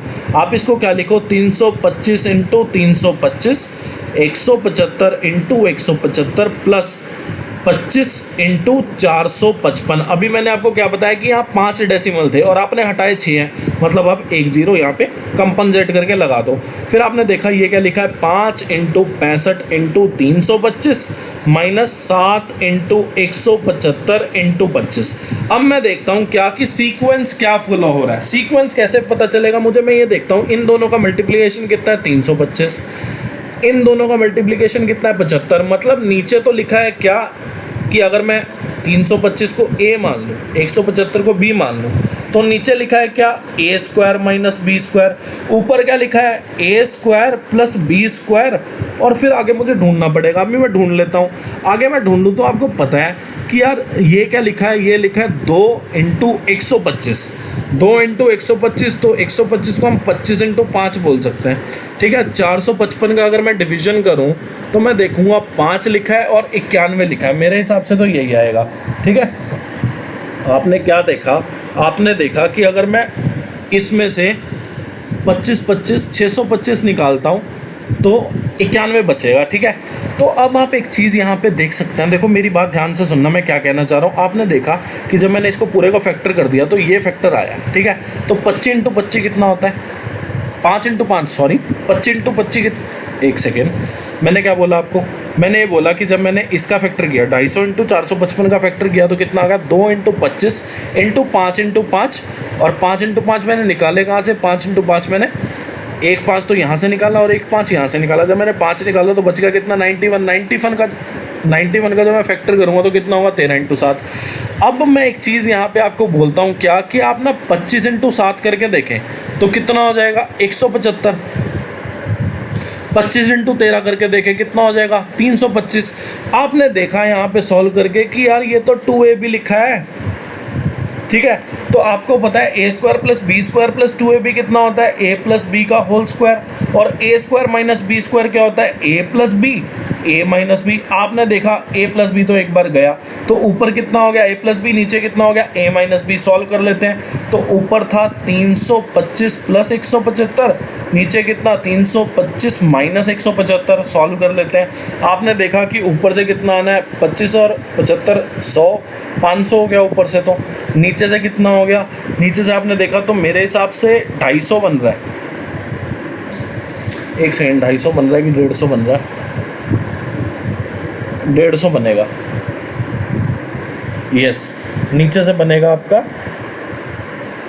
150 ही बनेगा, 150 बन रहा है। ठीक है, एक सेकेंड, 175 में 150 जोड़ के देखता हूँ, हाँ 150। ठीक है, ऊपर फिर आपने देखा कि यार माइनस में ये भी था, तो ये तो सीधा सीधा कट के -1/3 है। अब आप इसको सॉल्व कर लें। आपने देखा ये 3 और फिर ये 10 पे चला जाएगा, तो 10/3 माइनस 1/3 कितना, 9/3। वैल्यू कितनी आ जाएगी, 3 will be your correct answer. Next question, question में बोला, देखिए क्वेश्चन बहुत आसान है। क्वेश्चन में बोला था monthly salary of a person कितनी है, 50,000 रुपये। ही यूज टू स्पेंड, मतलब वो स्पेंड किया करता था फैमिली एक्सपेंसेस, मान लीजिए टैक्सेस, चैरिटी एंड रेस्ट जो बचता था वो उसकी सेविंग होती थी। जो उसके एक्सपेंसेस थे वो 60% इनकम के थे, टैक्स जो बढ़ता था वो 20% ऑफ एक्सपेंसेस, एंड चैरिटी जो थी वो 15% ऑफ टैक्स थी। When his salary got raised by 40%, he maintain the percentage level of E, मतलब परसेंटेज लेवल ई का कितना था, 60%। यहाँ से देखें आप, बट टी बिकम्स, और टी चेंज हो गया, 30% ऑफ ई हो गया, और सी जो है वो भी चेंज हो गया, 20% ऑफ टी हो गया। डिफरेंस पूछा है सेविंग का। आप इसमें कुछ ना करें, आप क्या करें, आप ना सिर्फ इसमें देखो, अगले पेज पे मैं आपको एक क्वेश्चन बताता हूँ बहुत अच्छे से। ठीक है, आप क्या करें, उसकी सैलरी ना 100 लेट कर लें। आपने क्या किया, उसकी सैलरी जो है ना 100 लेट कर लिया आपने। आपने देखा कि सैलरी जब आपने 100 लेट की तो जो उसके एक्सपेंसेस थे वो कितने थे 60%। अब 100 का 60% कितना हो जाएगा 60। टैक्स जो था वो कितना था, टैक्स जो था वो 20% ऑफ एक्सपेंसेस। एक्सपेंस कितना 60, तो टैक्स कितना हो जाएगा, इसका 20% कितना हो जाएगा 12 करके देख लेना आप लोग। फिर आपके पास चैरिटी, चैरिटी जो है वो कितनी थी 15% ऑफ टी थी। 12 का 15% जब आप निकालोगे तो आपकी वैल्यू 1.8 आने वाली है। कैसे, 12 इंटू 15 कितना 180 बाई 100 कितना करेंगे 1.8 आ जाएगा। अब जो बच गया वो सेविंग, आपने देखा 60 और 12 72, 72 में 1.8 जोड़ेंगे तो कितना हो जाएगा 73.8, तो बचा कितना 26.2। आपने देखा कि पहले जो थी सेविंग वो कितनी बची थी उसके पास 26.2। अब आपने देखा कि नेक्स्ट जो उसने सिचुएशन दिया वो बोल रहा है कि सैलरी उसकी कितनी है 40% बढ़ गई। तो आपने देखा कि 40% उसकी सैलरी बढ़ गई, तो अब उसकी सैलरी हो कितनी गई होगी, 100 का 40% कितना हो गया 40, 100 में 40 बढ़ाया तो 140 सैलरी हो गई। जो एक्सपेंसेस थे वो तो सेम है, कितने 60%, 140 का 60% कितना हो जाएगा, आपने देखा 140 का 60% जो है वो 84 हो जाएगा। अब टैक्स में चेंज है, टैक्स कितना चेंज है, टैक्स जो है 30% ऑफ एक्सपेंसेस हो गया, मतलब 84 का 30% कितना 25.2। चैरिटी जो है वो कितनी हो गई, चैरिटी जो है वो 20% ऑफ टी हो गई, तो 20% ऑफ टी हो गई, मतलब 25.2 का 20% कितना हो जाएगा 5.04। अब जो बच गया वो सेविंग, आपने देखा 84 में इसको जोड़ा फिर इसको जोड़ा 140 से माइनस किया तो सेविंग की वैल्यू आपकी 25.76 आ जाएगी। आपने देखा पहले सेविंग थी इतनी, अब सेविंग है इतनी, डिफरेंस कितना, आपने देखा जब डिफरेंस करेंगे तो 0.44 डिफरेंस आ जाएगा। आपने एक चीज़ देखी क्या कि जो सैलरी थी जो हमने मानी थी 100, उसकी वैल्यू कितनी दे रखी है क्वेश्चन में 50,000।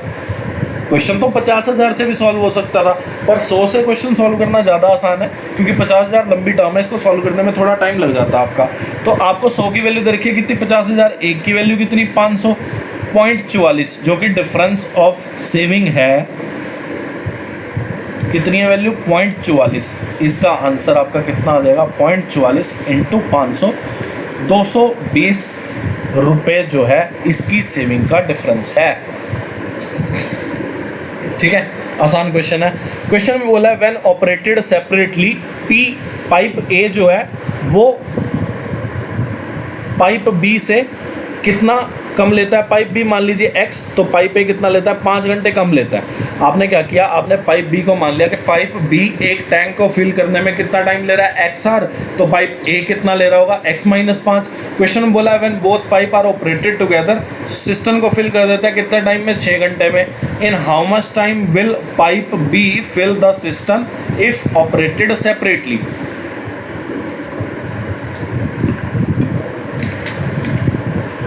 ठीक है, आप इसमें एक चीज़ देखेंगे पहले तो क्या, एक तो तरीका आप इसको ऑप्शन से बना सकते हैं बहुत अच्छे से।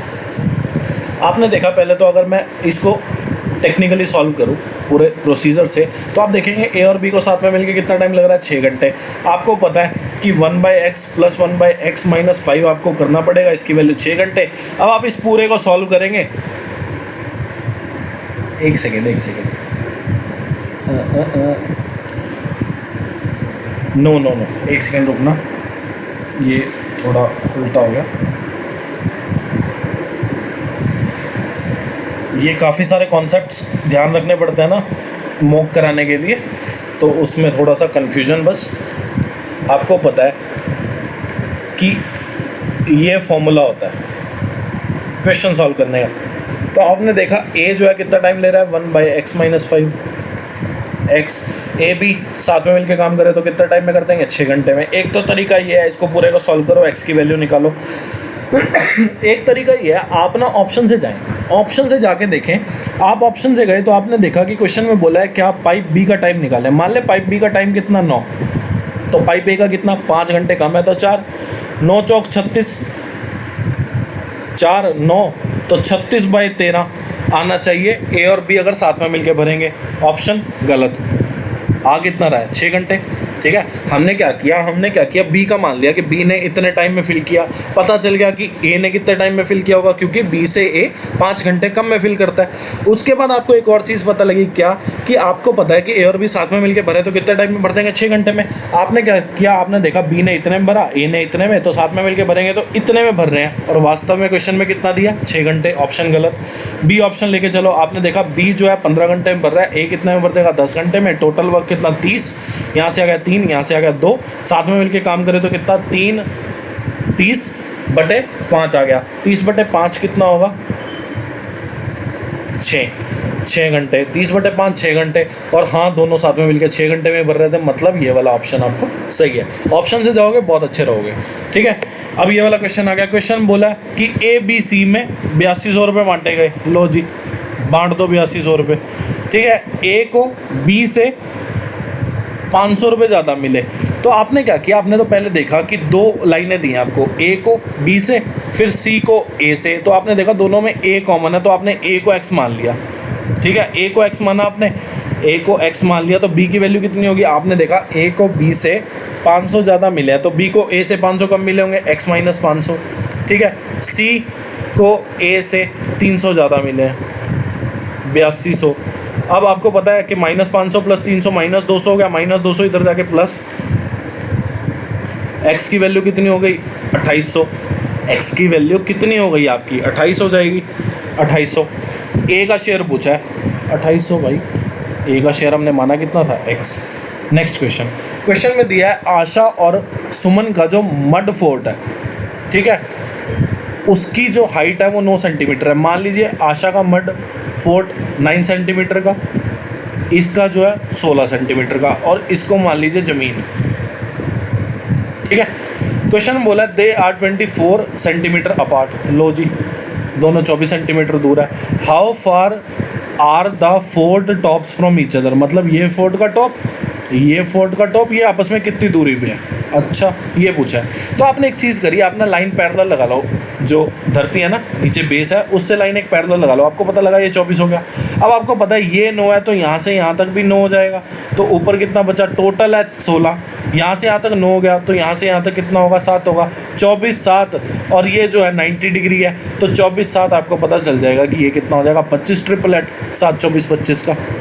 आसान क्वेश्चन। अब देखिए क्वेश्चन आपके सामने है। क्वेश्चन में बोला 2 पाइप हैं, फिल करते हैं टैंक को 15 घंटे और 4 घंटे। आपने देखा पहला पाइप 15 घंटे में, दूसरा पाइप 4 घंटे में, और तीसरा पाइप जो है वो खाली कर रहा है, एम्प्टी कर रहा है। अच्छा जी, कोई बात नहीं, आप लिख लो कि ये फिल करता है, ये फिल करता है, एम्प्टी करता है, लिख के चलना एग्ज़ाम में, क्योंकि ना गलती ना हो, आपको पता रहेगा कि ये एम्प्टी ये फिल, तो आप साइन में भी गड़बड़ी नहीं करेंगे।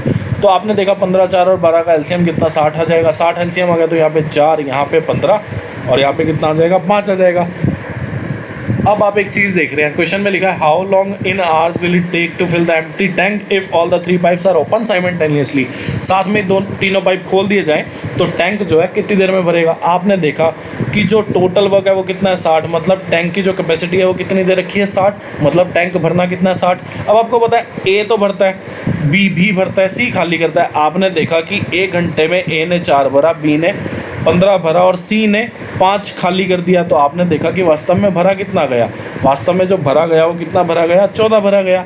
तो आपने देखा कि 1 घंटे में 14 भरते हैं, तो 60 कितने टाइम में भर देंगे, टोटल टाइम कितना लगेगा, total work by 1 hour work. तो आपने देखा 7 30 4 2/7 will be your correct answer, या फिर 30/7 will be your correct answer. Question में बोला ए और बी ने स्टार्ट किया बिजनेस, इन्वेस्टिंग इतनी अमाउंट। पिछली बार भी, मतलब पिछली शिफ्ट में भी, जो आपको पहले इससे पहले वीडियो में कराया है पेपर सीपीओ का, मतलब शिफ्ट 1 का, तो उसमें भी आपने देखा, उसमें 3 बंदे थे जो कुछ इन्वेस्ट कर रहे थे, टाइम कांस्टेंट था। इसमें भी कुछ बंदे इन्वेस्ट कर रहे हैं, आपकी बार 2 हैं। एक का प्रॉफिट दिया, टोटल प्रॉफिट पूछा है। ये क्वेश्चन आप लोग खुद से करेंगे, आपके लिए HW रहा, उसमें पूरा कॉन्सेप्ट भी आपको बताया था। अब क्वेश्चन में बोला देखो, rice is now being sold at इतना, ड्यूरिंग द लास्ट मंथ उसकी कॉस्ट थी इतनी, by how much percentage should a family reduce its consumption so as to keep the expenditure the same as before. मतलब rice का price जो है वो पिछले महीने से अब की बार बढ़ा दिया गया है, कंजप्शन जो है वो कितनी फैमिली रिड्यूस करे ताकि एक्सपेंडिचर जो है सेम रहे। पहली बात तो आपको ये पता रहनी चाहिए क्या, जो मैंने पिछली क्लास में बताई थी कि एक्सपेंडिचर जो है वो कितना होता है, प्राइस इनटू कंजप्शन होता है। पिछली क्लास में देख लेना, पूरा कॉन्सेप्ट बता दिया था इसका कि ये कैसे आई है चीज़। तो आपने देखा कि फॉर्मूला क्या होता है, एक्सपेंडिचर जो होता है वो क्या होता है, प्राइस इनटू कंजप्शन। आपने एक चीज़ यहाँ पे नोटिस करी क्या कि एक्सपेंडिचर को कांस्टेंट रखना है, एक्सपेंडिचर को कांस्टेंट रखना है। तो आपने देखा प्राइस में चेंज हुआ है, तो आपने देखा कि कंजप्शन जो है वो क्या हो जाएगी, एक्सपेंडिचर अगर कांस्टेंट है तो कंजप्शन जो है वो क्या हो जाएगी, एक्सपेंडिचर बाय प्राइस। एक्सपेंडिचर है कांस्टेंट तो कंजप्शन जो है वो इन्वर्सली प्रोपोर्शनल टू प्राइस होगी। आपने देखा कि प्राइस जो था पहले था इतना 25:29, मतलब पहले था 25 बाद में होना हुआ 29, तो आपने रेशो लिख लिया कि इनिशियली इतना था, फाइनल इतना। आपने देखा कि कंजप्शन का रेशो क्या बनेगा, कंजप्शन का रेशो जो है प्राइस के उल्टा बनेगा, क्योंकि एक्सपेंडिचर जो है कांस्टेंट है, इनवर्सली प्रोपोर्शनल टू प्राइस हो जाएगा कंजप्शन। तो आपने देखा कि इनिशियली जो है कंजप्शन 29 थी, अब कितनी हो गई है 25। तो बोला गया है क्या कि कितनी रिड्यूस करनी है, आपको बोल दिया गया है क्या कि कितने परसेंटेज से कंजप्शन रिड्यूस करनी पड़ेगी फैमिली को। तो आपने देखा 29 थी पहले, अब 25 करनी पड़ेगी, तो रिड्यूस कितनी करनी पड़ी, 4 थी कितनी 29। जब आप इसको सॉल्व कर लेंगे तो आपका आंसर जो है वो मेरे हिसाब से कुछ 14% के आसपास आएगा, 29 14% के आसपास आएगा। ये आपका करेक्ट आंसर हो जाएगा। ठीक है, नेक्स्ट क्वेश्चन में बोला है the annual rate of simple interest increases from 11% to 17.5%, a person's yearly income increases by इतना, प्रिंसिपल अमाउंट पूछी है। आपको पहले मैं तो एक चीज़ बता दूं क्या कि अगर आप प्रिंसिपल कुछ अमाउंट है, प्रिंसिपल मान लीजिए कुछ अमाउंट है, अगर आप उसको ब्याज पे चढ़ाते हैं, मान लीजिए सिंपल परसेंट आपका 100% क्या है, आपका 100% प्रिंसिपल है। आपको पता है जो अमाउंट आप चढ़ाओगे ब्याज पे, जो अमाउंट आप दोगे ब्याज पे वो पूरी की पूरी दोगे, पूरी आपस में कितने में होगी, 100% होगी अपने आप में वो जितनी भी दोगे।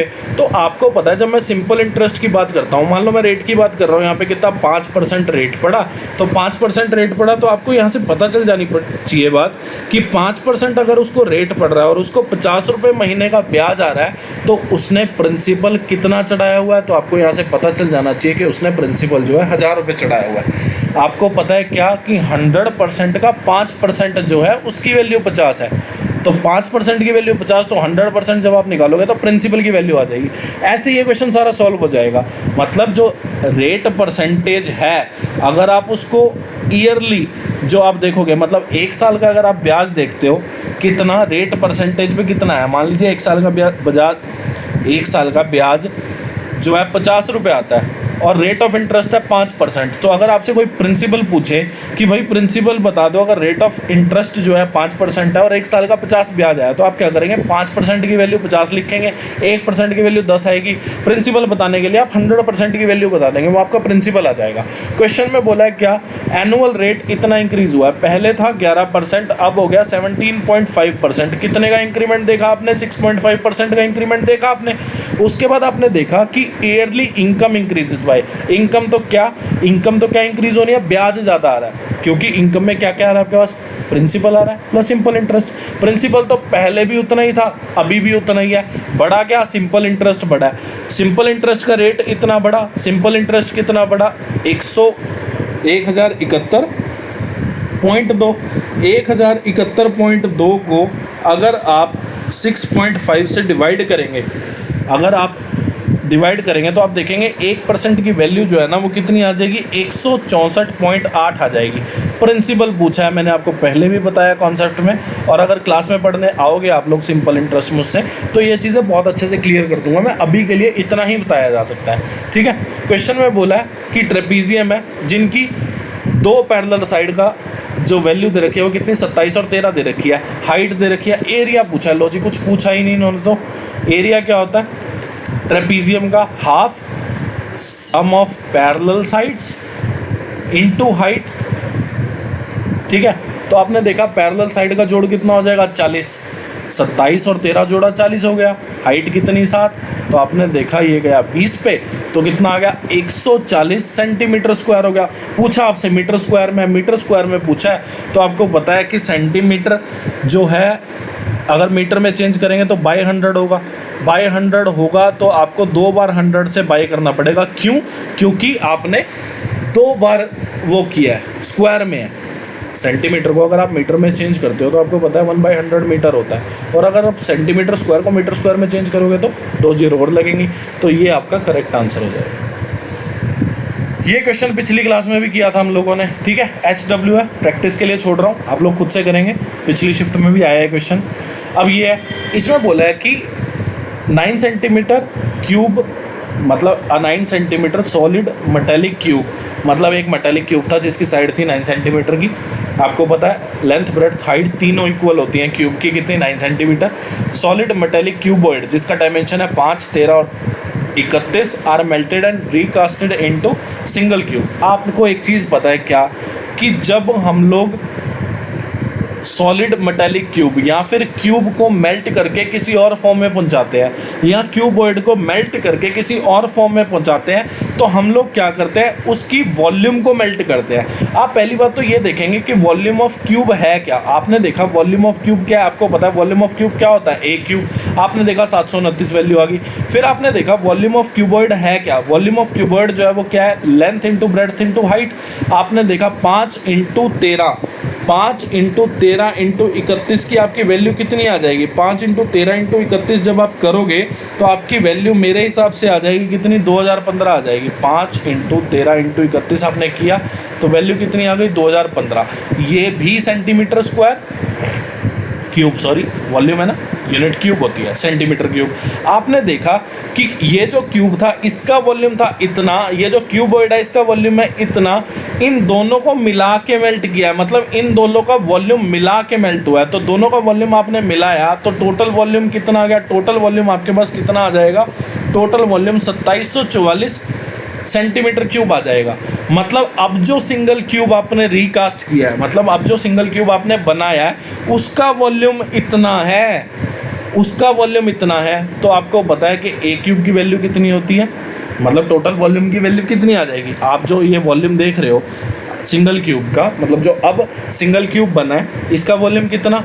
2744 सेंटीमीटर क्यूब आ गया। वॉल्यूम का फॉर्मूला क्या होता है? ए क्यूब। तो आपके पास इसकी साइड आ जाएगी बड़े आराम से, कितना?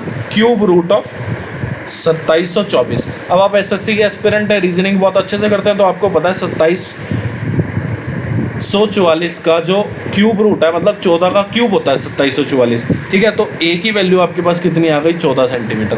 अब आपसे पूछा क्या है? आपसे पूछा टोटल सरफेस एरिया बताइए नए क्यूब का। टोटल सरफेस एरिया की वैल्यू कितनी होती है? 6a square. 6 14 का स्क्वायर, 14 14 जा 196, 196 को अगर आप 6 से मल्टीप्लाई करते हैं तो आप देखेंगे कि यहाँ पे 1176 सेंटीमीटर स्क्वायर आ जाएगा। Next question. अब देखो एक क्वेश्चन बहुत आसान है, मजा आ जाएगा। क्या क्वेश्चन बोला? बस कवर 60 किलोमीटर डिस्टेंस इन 1 घंटा 15 minute, where as the same distance is covered by car in 45 minute. Ratio of speed बतानी है बस और कार। पहले तो आप एक चीज़ देखें कि जो टाइम लग रहा है बस और कार को वो कितना लग रहा है। आपने देखा बस को लगा 1 घंटा 15 मिनट, तो आपने मिनट में चेंज कर दिया, कितना? 75 मिनट लग रहे हैं। और कार को कितने? 45 मिनट लग रहे हैं। आपने देख लिया कि जो टाइम का रेशियो है वो तो 5:3 आ गया।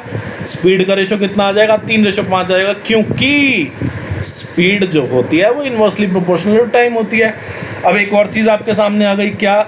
ट्रायंगल ABC जो है सिमिलर है ट्रायंगल RPQ के, और AB BC AC की वैल्यू दे रखी है, PQ की वैल्यू आपसे पूछी है। एरिया जो है ABC का डिवाइड बाय एरिया ऑफ इतना, उसका रेशियो दे रखा है। तो आपको एक चीज़ बहुत अच्छे से पता है क्या, कि अगर दो ट्रायंगल सिमिलर है, मान लीजिए ABC अगर सिमिलर है किसके? RPQ के, तो क्या कंडीशन होती है? AB by RP, BC by PQ, AC by RQ, parameter of triangle ABC।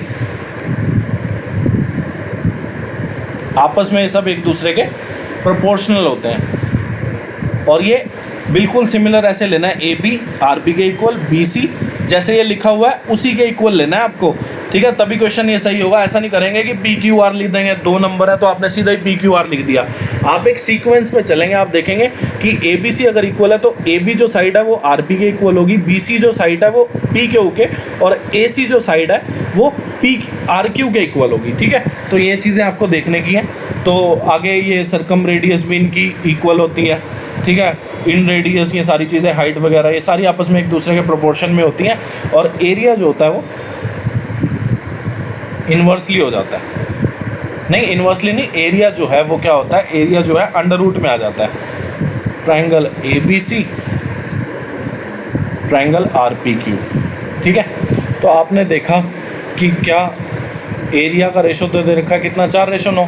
अब आपको पूछा गया PQ निकालना है। PQ निकालना तो आपको BC पता होनी चाहिए। BC कितनी है आपको पता है, BC की वैल्यू कितनी है, BC की वैल्यू 4 है। ये कितना आ गया, 2, 3, तो 2 की वैल्यू अगर 4 है, 1 की वैल्यू 2, तो 3 की वैल्यू कितनी हो जाएगी, 6। PQ की वैल्यू आपके पास कितनी आ गई, 6 सेंटीमीटर आ गई आपके पास PQ की वैल्यू। नेक्स्ट क्वेश्चन बड़ा आसान था।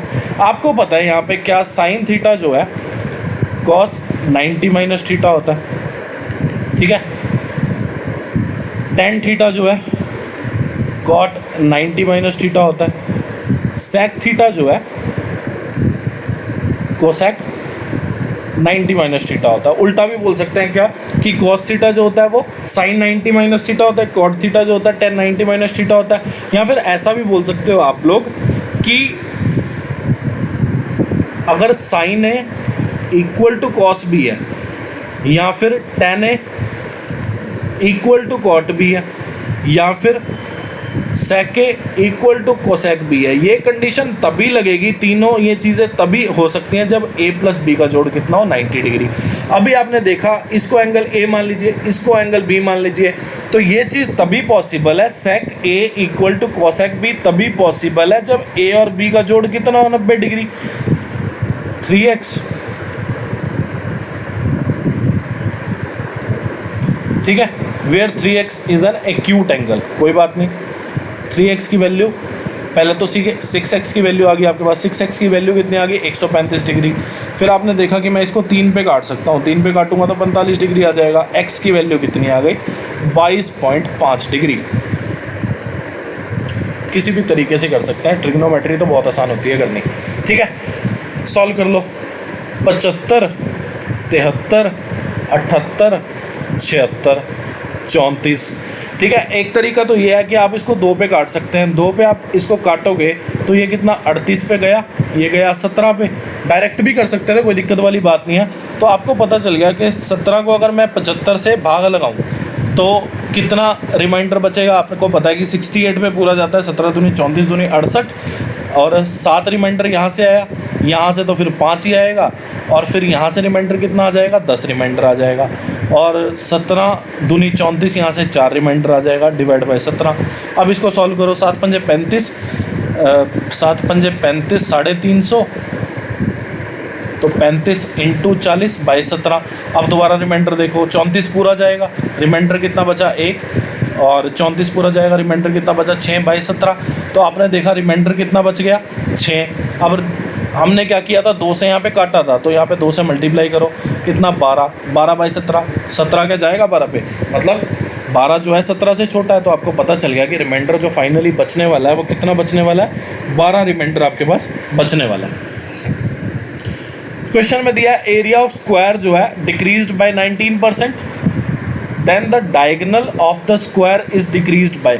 देखो एक चीज़ है, मतलब आप अब ये मानेंगे क्या कि लेंथ, ब्रेड्थ या डायगोनल तीनों साइड्स होती हैं किस चीज़ की, किसी भी फिगर की, मतलब किसी भी क्वाड्रिलेटरल की बोल सकते हैं। तो आप एक चीज़ देखना कि अगर मान लीजिए साइड 10% इंक्रीज़ हुई है, या फिर साइड जो है x% इंक्रीज़ हुई है मान लीजिए, तो आप एक चीज़ देखेंगे कि पैरामीटर जो होता है वो डायरेक्टली प्रोपोर्शनल टू साइड होता है।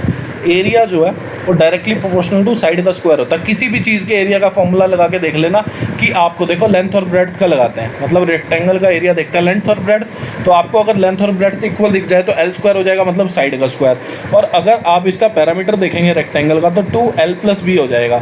L + B, L और L को इक्वल रखेंगे तो 4L। तो आप यहाँ से देखेंगे कि पैरामीटर जो है डायरेक्टली प्रोपोर्शनल टू साइड है। वॉल्यूम जो होता है डायरेक्टली प्रोपोर्शनल टू स्क्वायर होता है, नहीं directly proportional two cube of side होता है, मतलब वॉल्यूम जो है साइड का क्यूब के प्रोपोर्शनल होता है। तो आपको एक चीज़ मैं बता रहा हूँ क्या कि साइड अगर 10% इंक्रीज़ या x% या फिर x% इंक्रीज़ करती है तो पैरामीटर जो है वो 10% ही इंक्रीज़ होगा या x%। एरिया जो है वो 10% 2 बार इंक्रीज होगा। मतलब 10 + 10, कल मैंने आपको फॉर्मूला बताया था x + y + xy/100, ठीक है। मतलब एक चीज़ में अगर 2 बार इंक्रीमेंट होता है कुछ परसेंट, मतलब एक वैल्यू है 100%, इसमें 2 बार इंक्रीमेंट हुआ है, मान लीजिए एक बार x% इंक्रीमेंट हुआ, एक बार y%, तो आप देखेंगे कि इसका फॉर्मूला क्या होता है, x + y + xy/100। अगर 2 बार डिक्रीमेंट हो जाए कि एक बार x% रिड्यूस हुआ, एक बार y%, तब फॉर्मूला होगा ये। और एक बार बोल दे क्या कि x इंक्रीज़ हुआ, दूसरी बार y डिक्रीज़ हो गया, या फिर पहली बार x डिक्रीज़ हुआ, दूसरी बार y इंक्रीज, ये पिछली क्लास में बता दिया था मैंने सारी चीज़ें, y इंक्रीज़ हो गया। तो ऐसे ये 4 फॉर्मूले आपके बन जाएंगे, ठीक है। तो एरिया निकालने के लिए आपको देखना पड़ेगा साइड का स्क्वायर है, मतलब 2 बार इंक्रीमेंट होगा। अगर आप साइड को 10% इंक्रीज़ कर रहे हो तो एरिया जो है 2 बार 10% इंक्रीज़ होगा, वॉल्यूम 3 बार 10% इंक्रीज़ होगा, ठीक है। तो ये तो इसका कॉन्सेप्ट था। अब इसको सॉल्व करने के बजाय देखो, आप सॉल्व करते हो तो आप देखोगे क्या कि डायगोनल है, डायगोनल जो है वो क्या है तो साइड ही। आपको पता है साइड में कुछ इंक्रीमेंट हुआ है, एरिया जो है 19% बन गया। मान लीजिए साइड में आप x% इंक्रीमेंट हुआ है, यहाँ पे तो डिक्रीमेंट है ना, सॉरी, आपने देखा कि साइड में x%, मान लीजिए इस क्वेश्चन के हिसाब से साइड में x% डिक्रीमेंट हुआ है, तो फॉर्मूला क्या बनेगा, फॉर्मूला बनेगा -x प्लस, तो ये कितना हो गया -2x + x²/100। इसकी वैल्यू आपको 19% दे रखी है। या तो आप इसको सॉल्व करें या फिर आप करके देख लें। करके आपने देखा तो आपने देखा कि 15, अगर मैं देखूँ -15 प्लस 2.25 होगा यहाँ पे, तो ये कुछ 28 के अराउंड जाएगा। 10 को सॉल्व करके देखता हूँ, 10 को सॉल्व करता हूँ तो -10 प्लस 10 × 10 कितना, 100/100 कितना, 1 हो गया। तो यहाँ पे -20 + 1 -19। तो हमारा ऑप्शन से बहुत आसानी से आ जाएगा कि एरिया ऑफ स्क्वायर जो है डिक्रीज़ हुआ है कितने से, 19% से। अगर साइड या डायगोनल या लेंथ ब्रेड जो मर्जी कह लो, वो कितने से डिक्रीज़ हुआ है। लेंथ ब्रेड तो रेक्टेंगल में होगी ना, स्क्वायर में तो साइड होती है। या साइड या डायगोनल जो है 10% से डिक्रीज़ होगा, तो एरिया जो है 19% डिक्रीज़ हो जाएगा। अब ये सिंप्लीफिकेशन का क्वेश्चन है, कर लेते हैं। ये कितना हो गया, ये हो गया 10/3 डिवाइड बाय, ठीक है। ये कितना हो गया 5/2, 8/5, 4, ठीक है, प्लस अब इसके बाद हो गया कितना 3/8, और इन दोनों को अगर मैं सॉल्व करूँ तो ये 1/7, 7/4, तो ये हो गया 1/4। अब ब्रैकेट को सॉल्व कर लेते हैं, ये होगा 8, तो ये 2 हो जाएगा, 5/8 हो गए, तो 10/12 प्लस 5/8 है। तो सॉल्व कर लो अब इसको, नीचे बन गया 24, यहाँ आ गया 20, यहाँ आ गया 15, 35/24 आ जाएगा। आसान क्वेश्चन है, कोई दिक्कत नहीं है। अब ये वाला क्वेश्चन है, देखो इस क्वेश्चन को करने के लिए हमको 2 फॉर्मूले चाहिए, पहली बात तो। और दूसरी बात, आप ना इस क्वेश्चन में अगर वैल्यूज़ भी याद कर लेना तो आपके लिए बहुत अच्छी बात है, क्योंकि ये क्वेश्चन 2018 के बाद इतना आया है ना, इतना आया है, हर जगह आया है, CGL CPO CHSL pre mains हर एक में आया है ये क्वेश्चन। तो आप इसकी वैल्यू याद कर लेना, लास्ट में बताऊँगा, पहले मैं पूरा प्रोसीजर बता देता हूँ ये क्वेश्चन सॉल्व करने का। देखिए इसके लिए 2 फॉर्मूले लगेंगे, वो फॉर्मूले हैं क्या। पहली बात तो आपको x³ + y³ + z³ का फॉर्मूला पता होना चाहिए, जिसमें x³ + y³ + z³ हो। तो आपको पता है x³ + y³ + z³ -3xyz कितना होता है, x + y + z, x² + y² + z² minus xy minus yz minus xz। एक तो फॉर्मूला ये हो गया। अब दूसरा फॉर्मूला मैं आपको बताता हूँ। देखो एक चीज़ ध्यान रखना, पहली बात तो आपको ये चीज़ पता है कि अगर मैं इस फॉर्मूले में देखो तो मुझे क्या क्या नहीं पता। चलो ये तो मुझे निकालना है, तो ना भी पता हो चल जाएगा। एक्स वाई जेड की वैल्यू पता है, हाँ पता है। X Y Y Z Z X पता है, हाँ पता है। X plus Y plus Z पता है पर ये नहीं पता हमें X square plus Y square plus Z square. इसके लिए क्या फॉर्मूला बनेगा, इसके लिए जो फॉर्मूला होता है वो क्या होता है, X plus Y plus Z का होल स्क्वायर क्या होगा, X square plus Y square plus Z square plus 2xy Y Z plus Z X. अब सबसे पहला काम क्या होगा, हम ये चीज़ निकालते हैं। हमने देखा x plus Y plus Z का होल स्क्वायर कितना होगा, 361 हो जाएगा। 19 का स्क्वायर कितना होता है, 361। और यहाँ पे 2x Y Z Z x मतलब 114 और बचा क्या X square plus Y square plus Z square बच गया। हमने क्या किया, इसको पहले लिख दिया, इसको बाद में लिख दिया, तो थोड़ा एडजस्ट कर लेना आप लोग। तो यहाँ से सॉल्व करके कितना आ गया, यहाँ से सॉल्व करके 228 आया।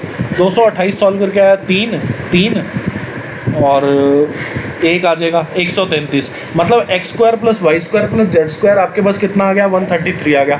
सॉल्व कर लेते हैं। आपने देखा X cube plus Y cube plus Z cube minus 3xyz 3 216, X plus Y plus Z कितना है 19, X square plus 133, X Y Z कितना, अगर मैं माइनस कॉमन ले लूँ तो अंदर लिखा गया X Y plus Y Z plus Z X, जिसकी वैल्यू कितनी है 114, यहाँ पे 133 है।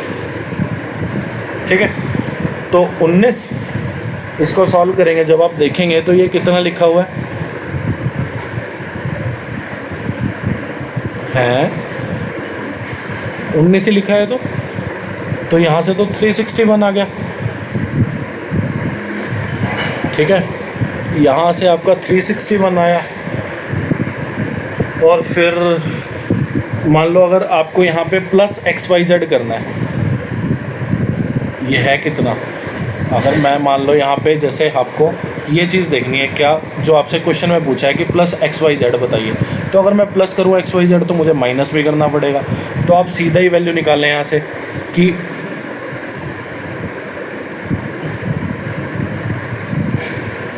$361। ठीक है, एक तो 361 आ गया। फिर आप सीधा ही लिख लें यहाँ पे X cube plus Y cube plus Z cube plus X Y Z, और यहाँ पे क्या हो जाएगा -4 216, -4 अंदर कितना आ जाएगा 216। अब 216 को जब आपने 4 से मल्टीप्लाई किया तो कितना हो गया, आपने जब 4 से मल्टीप्लाई किया 216 को, तो आप देखेंगे यहाँ पे कितना हो जाएगा 64 और 8 864, 5 2 1225 will be your correct answer. ठीक है, एक तो पूरा प्रोसीजर है इसको सॉल्व करने का। क्वेश्चन को क्या करा हमने, सबसे पहले हमको पता है कि क्वेश्चन में पूछा X cube plus Y cube plus Z cube बताइए प्लस एक्स वाई जेड, तो आपने देखा कि X cube plus Y cube plus Z को इसी फॉर्मूला में होता है, तो ये फॉर्मूला देखा, इसमें हमारे पास X square plus Y square plus Z square भी है, जो कि हमें क्वेश्चन में नहीं दिया हुआ, उसके लिए अलग फॉर्मूला है। अब उस फॉर्मूले से सबसे पहले हमें X square plus Y square plus Z square निकालना है, क्योंकि हमने इस फॉर्मूला में हमको पता ही है कि X plus Y plus Z है हमारे पास, X Y plus Y Z plus Z X भी है, तो यहाँ से हम X square plus Y square plus Z square बड़े आराम से निकाल सकते हैं। हमने निकाल लिया, अब इस फॉर्मूला में पुट कर दो। इस फॉर्मूला में जब आप पुट करोगे तो आप देखोगे कि आपको X plus Y plus Z पता है, ये आपने निकाल लिया, ये भी आपको पता है, और माइनस एक्स 3xyz था, इसकी वैल्यू आप बड़े आराम से निकाल सकते हैं। क्यों? क्योंकि आपको xyz की वैल्यू पता है। आप क्या करें कि X cube plus Y cube plus Z cube यहाँ पर बना दें प्लस XYZ, तो आपने जब इसको बनाया यहाँ पे प्लस XYZ किया तो माइनस XYZ ऐड करना पड़ेगा आपको। 3XYZ में एक XYZ ऐड किया तो आपको पता चला कि टोटल कितना हो गया -4 XYZ। तो आपने क्या किया, यहाँ पे -4 XYZ की वैल्यू पुट कर दी, कितने 216, तो 4 × 216 864 हो गया, 361 में ऐड कर दिया 1225 आ गया। एक चीज़ तो ये, और आप ध्यान रख लें कि जब भी आपके पास ये चीज़ आए जिसमें तीनों चीज़ें पॉजिटिव में गिवन है, क्या XYZ 19 पॉजिटिव है, XYZ 216 पॉजिटिव है, XY plus YZ plus ZX 114 positive है। मतलब जब भी ये कंडीशन आपके सामने आती है, जब भी, या फिर इनके अलावा, मतलब एक चीज़ ना देके इन तीनों में से ये दे देता आपको, ठीक है, एक चीज़ ना देके तीनों में से ये दे देता, मतलब या तो ये 3 चीज़ें दे देगा या फिर ये 3 दे देगा, मतलब कोई भी इन चारों में से कोई भी 3 चीज़ें दे सकता है। तो आप लोग क्या ध्यान रखेंगे कि हमेशा x की वैल्यू 9, y की वैल्यू 6 और z की वैल्यू 4 होती है। ठीक है, x की वैल्यू 9, y की वैल्यू 6 और z की वैल्यू 4। अगर आप ये याद कर लेंगे कि अगर ऐसा कुछ आता है, मतलब अगर बोल दिया जाए कि कोई 3 बातें इन चारों में से बोल दी जाए, तो आप ध्यान रखेंगे x की वैल्यू 9, y की वैल्यू 6, z की वैल्यू 4। अब रख के देख लो, 729, 216, 64 और XYZ अगर मैं करूं तो कितना आ जाएगा 216। तो 216 में 216 जोड़ा तो 432 हो गया, 432 में 64 जोड़ा तो आपके पास कितना आ जाएगा 496। ठीक है, 729 में 496 आप रख के देखें रखें तो यहाँ पे 2 2 1225 सीधा आंसर आ जाता। ठीक है, देखिए आई सॉल्व कर लेते हैं हम। क्वेश्चन बोला in which school is the percentage of girl the lowest. ठीक है, कौन सा स्कूल ऐसा है जिसमें परसेंटेज ऑफ गर्ल जो है वो लोएस्ट है। ठीक है, आपने देखा पहली बात तो स्कूल ए में जो परसेंटेज ऑफ गर्ल्स बननी है वो क्या होगी। आपने देखा गर्ल्स जो है 500 है। ठीक है, टोटल गर्ल्स जो है वो कितनी है 500 है, और टोटल स्टूडेंट जो है वो कितने हैं 1100। ठीक है, इंटू 100%। ये तो स्कूल ए की बात होगी। बात किस किस के करेंगे, ए बी सी डी की नहीं बात करेंगे, ऑप्शन में नहीं है, ए की बात कर लेंगे। ए की बात करी ये आ गया, बी की बात कर लो। बी की बात करेंगे तो आपने देखा कि ये 550 बाय 550 और 450 को जोड़ेंगे तो 1000 हो जाएगा इंटू 100%। ये बी क्लास में मतलब बी स्कूल में गर्ल्स का परसेंटेज आ गया। सी स्कूल में कितना आ जाएगा, सी स्कूल में अगर आप देखेंगे तो 650 1400 इंटू 100%। और ई स्कूल में कितना आ जाएगा देख लेते हैं। ई स्कूल में 650 बाय 1450 इंटू 100%। ठीक है, तो सॉल्व कर लेते हैं। आपने जब सॉल्व किया तो ये अप्रॉक्सीमेटली कुछ आएगा 45.4%। ये अप्रॉक्सीमेटली कुछ आएगा 55%। ये कुछ अप्रॉक्सीमेटली आएगा 46.4%। ठीक है, और ई को अगर मैं देखूं तो ये कुछ 44.8% आएगा। ठीक है, तो आप देख लीजिए मिनिमम कौन सी है, यही है। मतलब ई स्कूल में गर्ल्स जो हैं वो मिनिमम है। क्वेश्चन बोला what is the average number of boys in school A B C D E. मतलब ए बी सी डी ई पाँचों स्कूल में जो नंबर ऑफ बॉयज़ हैं उनका एवरेज बताना है। 600 और 450 1050 में 750 अगर जोड़ा तो 1800, 1800 और 700 2500, 2500 में 800 जोड़ा तो 3300, 3300 बाय 5, 3300 बाय 5 अगर आप करोगे तो आपको पता है कि आंसर जो है वो कितना आ जाएगा, वो आ जाएगा 3300 बाय तो 66, हाँ 660 आपका आंसर आ जाएगा। अब बोला ratio of boys, ratio of girls बोला, उल्टा बोला ratio of girls from all schools taken together. मतलब गर्ल्स और बॉयज़ का रेशो बताना है ऐड करके। अभी आपको पता है बॉयज़ कितने हैं, बॉयज़ है 3300, पिछले क्वेश्चन में सॉल्व किया। अभी बॉयज़ जो हैं वो कितने हैं 3300, गर्ल्स देख लेते हैं कितनी है। देखो ऑप्शन के हिसाब से अगर मैं देखूँ ना तो ये वाला ऑप्शन ही ठीक लग रहा है। क्यों, क्योंकि 3300 को अगर मैं 5 पे काटूंगा ना तो 66 आएगा। मतलब यहाँ पे अगर मैं देखूँ तो एक ही ऑप्शन ऐसा जिसमें 66 आए, इसमें उल्टा है। और कभी भी 3300 को कुछ भी काटूँ मैं 61 तो आ ही नहीं सकता। ठीक है, तो आगे सॉल्व भी कर लेंगे। आपने देखा कि गर्ल्स 500 और 550 1050 1700, 1700 और 600 2300, 2300 में 650 अगर मैं जोड़ूँ तो 2950 हो गया। ठीक है, तो यहाँ से ये गया। अब इसको आप 5 पे काटेंगे तो ये 66 आया। इसको 5 पे अगर आप काटो तो ये आ गया 559। यही ऑप्शन सही है। ठीक है, अब क्वेश्चन बोला number of cars with speed 70 से 80 के बीच में जितनी कार्स हैं व्हाट परसेंटेज मोर देन 50 से 60। 50 से 60 कितना 70, तो आपने देखा कितना ज़्यादा है 20, किस से 70, तो ये कितना आ गया 2/7। 2/7 कितना होता है 28.56% होता है। तो इसको अप्रॉक्सीमेटली जब आप करेंगे तो 28.6% हो जाएगा। What is the ratio of number of cars with speed less than 60। मतलब इससे पीछे कितना है 120। ठीक है, और 80 किलोमीटर पर आवर से ज़्यादा, इससे आगे कितना है 105। 60 + 45 कार्स हैं और 120 कैसे आया 70 + 50। तो आपने देखा 15 7 15 8 8:7 आ गया। ठीक है, नेक्स्ट क्वेश्चन बोला what percentage of car were running with a speed of less than 70 kilometre per our. मतलब इससे कम। पहले तो हमें टोटल नंबर ऑफ कार पता होनी चाहिए, कर लो 120 और यहाँ से जोड़ा तो 130, 120 और 130 कितना 250, 250 में 90 और 60 जोड़ के 150 400। मतलब टोटल नंबर ऑफ कार 400 हैं, जिसमें से परसेंटेज बताना है उन कार का जो 70 किलोमीटर पर आवर से कम स्पीड पे चलती हैं। तो आपने देखा 120, 70 और 50 120 और 85 205, 205 बाई 400 इंटू 100% और यहाँ पे 4 और 204 की वैल्यू मुझे पता 5 51 51.25% will be your correct answer. ठीक है, क्वेश्चन में बोला है what is the central angle, angel लिख दिया मैंने गलती से, एंजल प्रिया, तो वो ये गलती उसमें भी होगी। ठीक है, आपको पता है एंजल प्रिया ये सारी नाम की बहुत फेक आईडीज़ होती हैं, तो ये एग्जामिनर ने भी, क्योंकि मैंने तो वहीं से ही उठाया क्वेश्चन, वो गलती उसने भी करी होगी एग्जामिनर ने। ठीक है, तो मैंने ध्यान नहीं दिया ज़्यादा। क्वेश्चन बोला था given pie chart show the percentage, मतलब टोटल 450 एम्प्लॉयज़ है डिफरेंट डिपार्टमेंट में, ABCDEF 6 डिपार्टमेंट है, और उनका परसेंटेज दे रखा है। पहली बात तो ये टोटल मिला के जो होगा ना वो 100% होगा। आपको पता है कि सर्कल में जब टोटल मिला के परसेंटेज में बात हो 100%, अगर डिग्री में बात होती है तो 360 डिग्री बात होती है।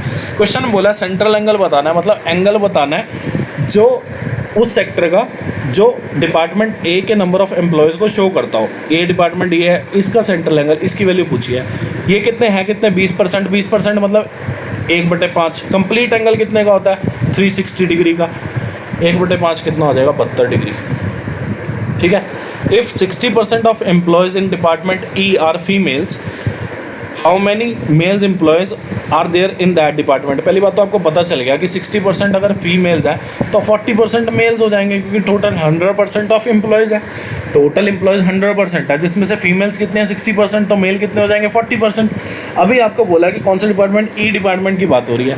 पहली बात तो 450 जो है टोटल नंबर ऑफ एम्प्लॉयज़ हैं, इसमें से ई डिपार्टमेंट में कितने हैं, ई डिपार्टमेंट में जो है वो 20% है, मतलब 1/5, और उसका फिर 40% मतलब 2/5, 5 25, और 25 इसको कितने पे काटेगा, इसको मेरे हिसाब से 18 पे काटेगा, 18 दूनी कितना हो जाएगा 36 हो जाएगा।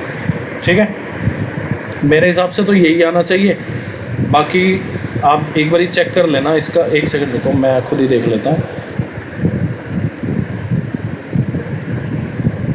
हाँ सही है, ऑलमोस्ट सारा सही है। लास्ट क्वेश्चन आज का, what is the number of employees working in department B. B department कौन सा, ये मतलब 450 का 14% बताना है। सॉल्व कर सकते हैं बड़े आराम से, कोई दिक्कत नहीं है। ठीक है, अगर 5 पे काटूँ तो ये 2 7 7 9 63, this is your, C is your correct answer. ठीक है, आज की क्लास के लिए इतना ही। इससे पहले शिफ्ट 1 कराइए, एक बार वो देख लेना। कल को दूसरे मतलब 25 नवंबर को एग्ज़ाम हुआ था, उसकी शिफ्ट 1 कराएंगे, तो जुड़े रहें आप लोग।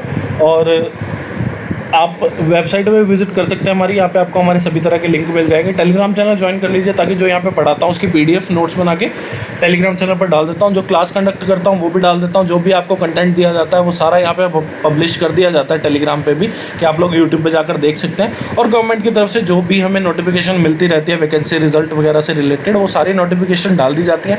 एक बार आप चाहे टेलीग्राम चैनल विजिट कर लें, उसके बाद उसको ज्वाइन कर लेना। फेसबुक पेज आप लाइक कर दीजिए, ताकि जो हम मतलब PDF जनरली डाली नहीं जा सकती टेलीग्राम, मतलब इस पे PDF जो है हम टेलीग्राम चैनल पर डालते हैं, फेसबुक पे PDF नहीं डाली जा सकती, तो मैं यहाँ लिंक जनरेट कर देता हूँ, ताकि आप लोग सीधा कमीशन की वेबसाइट पर जाकर विजिट कर सकें, और यहाँ पे आपको सीधा नोटिफिकेशन आप जाके पढ़ सकते हैं। और जो भी चैप्टर कंप्लीट कराता हूँ या जो भी वीडियो कंडक्ट करता हूँ, वो सारा कुछ मैं यहाँ पर आपके साथ शेयर कर देता हूँ फेसबुक पेज पर। और यूट्यूब चैनल ज्वाइन कर लीजिए, जिस पर मैं आपको फ्री मैथमेटिक्स कोर्स भी दे रहा हूँ। अभी प्रैक्टिस सेशन भी फ्री चल रहा है आपके लिए। ठीक है, बिल्कुल CGL 2020 की तरफ ओरिएंटेड किया है। पिछले सारे हम 2018, 19, 20 तीनों के CGL CPO CHSL के सेट्स भी कर रहे हैं। ठीक है, तो आप लोग चैनल सब्सक्राइब कर देना, ताकि और ज़्यादा एंथुजियाज़म, मोटिवेशन, इंस्पिरेशन मुझे मिलती रहे, ताकि मैं और अच्छा कंटेंट आपके लिए लेकर आऊँ। किसी को कोई डाउट हो email ID पर मेल कर देना, और WhatsApp पे नंबर सेव करा लीजिए, ताकि जो क्लास कंडक्ट करता हूँ उसका लिंक मैं डाल देता हूँ, ताकि आपको वो टाइम टू टाइम मिलता रहे। वीडियो को लाइक कर देना, चैनल को सब्सक्राइब कर देना, शेयर कर देना फ्रेंड रिलेटिव नोन जो भी तैयारी कर रहा हो। लास्ट का समय चल रहा है, 1 महीना रह गया है CGL 2020 को, तो प्रैक्टिस सेशन बहुत इंपॉर्टेंट है। प्रीवियस ईयर के प्रैक्टिस सेशन चल रहे हैं, बहुत वर्थफुल है आपके लिए। कोई फ्रेंड रिलेटिव नोन तैयारी कर रहा हो उसको भी आप शेयर कर सकते हैं। कमेंट कर देना अच्छे प्रीशियस रिव्यूज़ आपके, फॉलो कर लेना। And thanks for watching this video. आप लोग तैयारी करते रहें, खुश रहें, सिलेक्शन मिल जाएगा, लगे रहे बस। ठीक है, थैंक यू।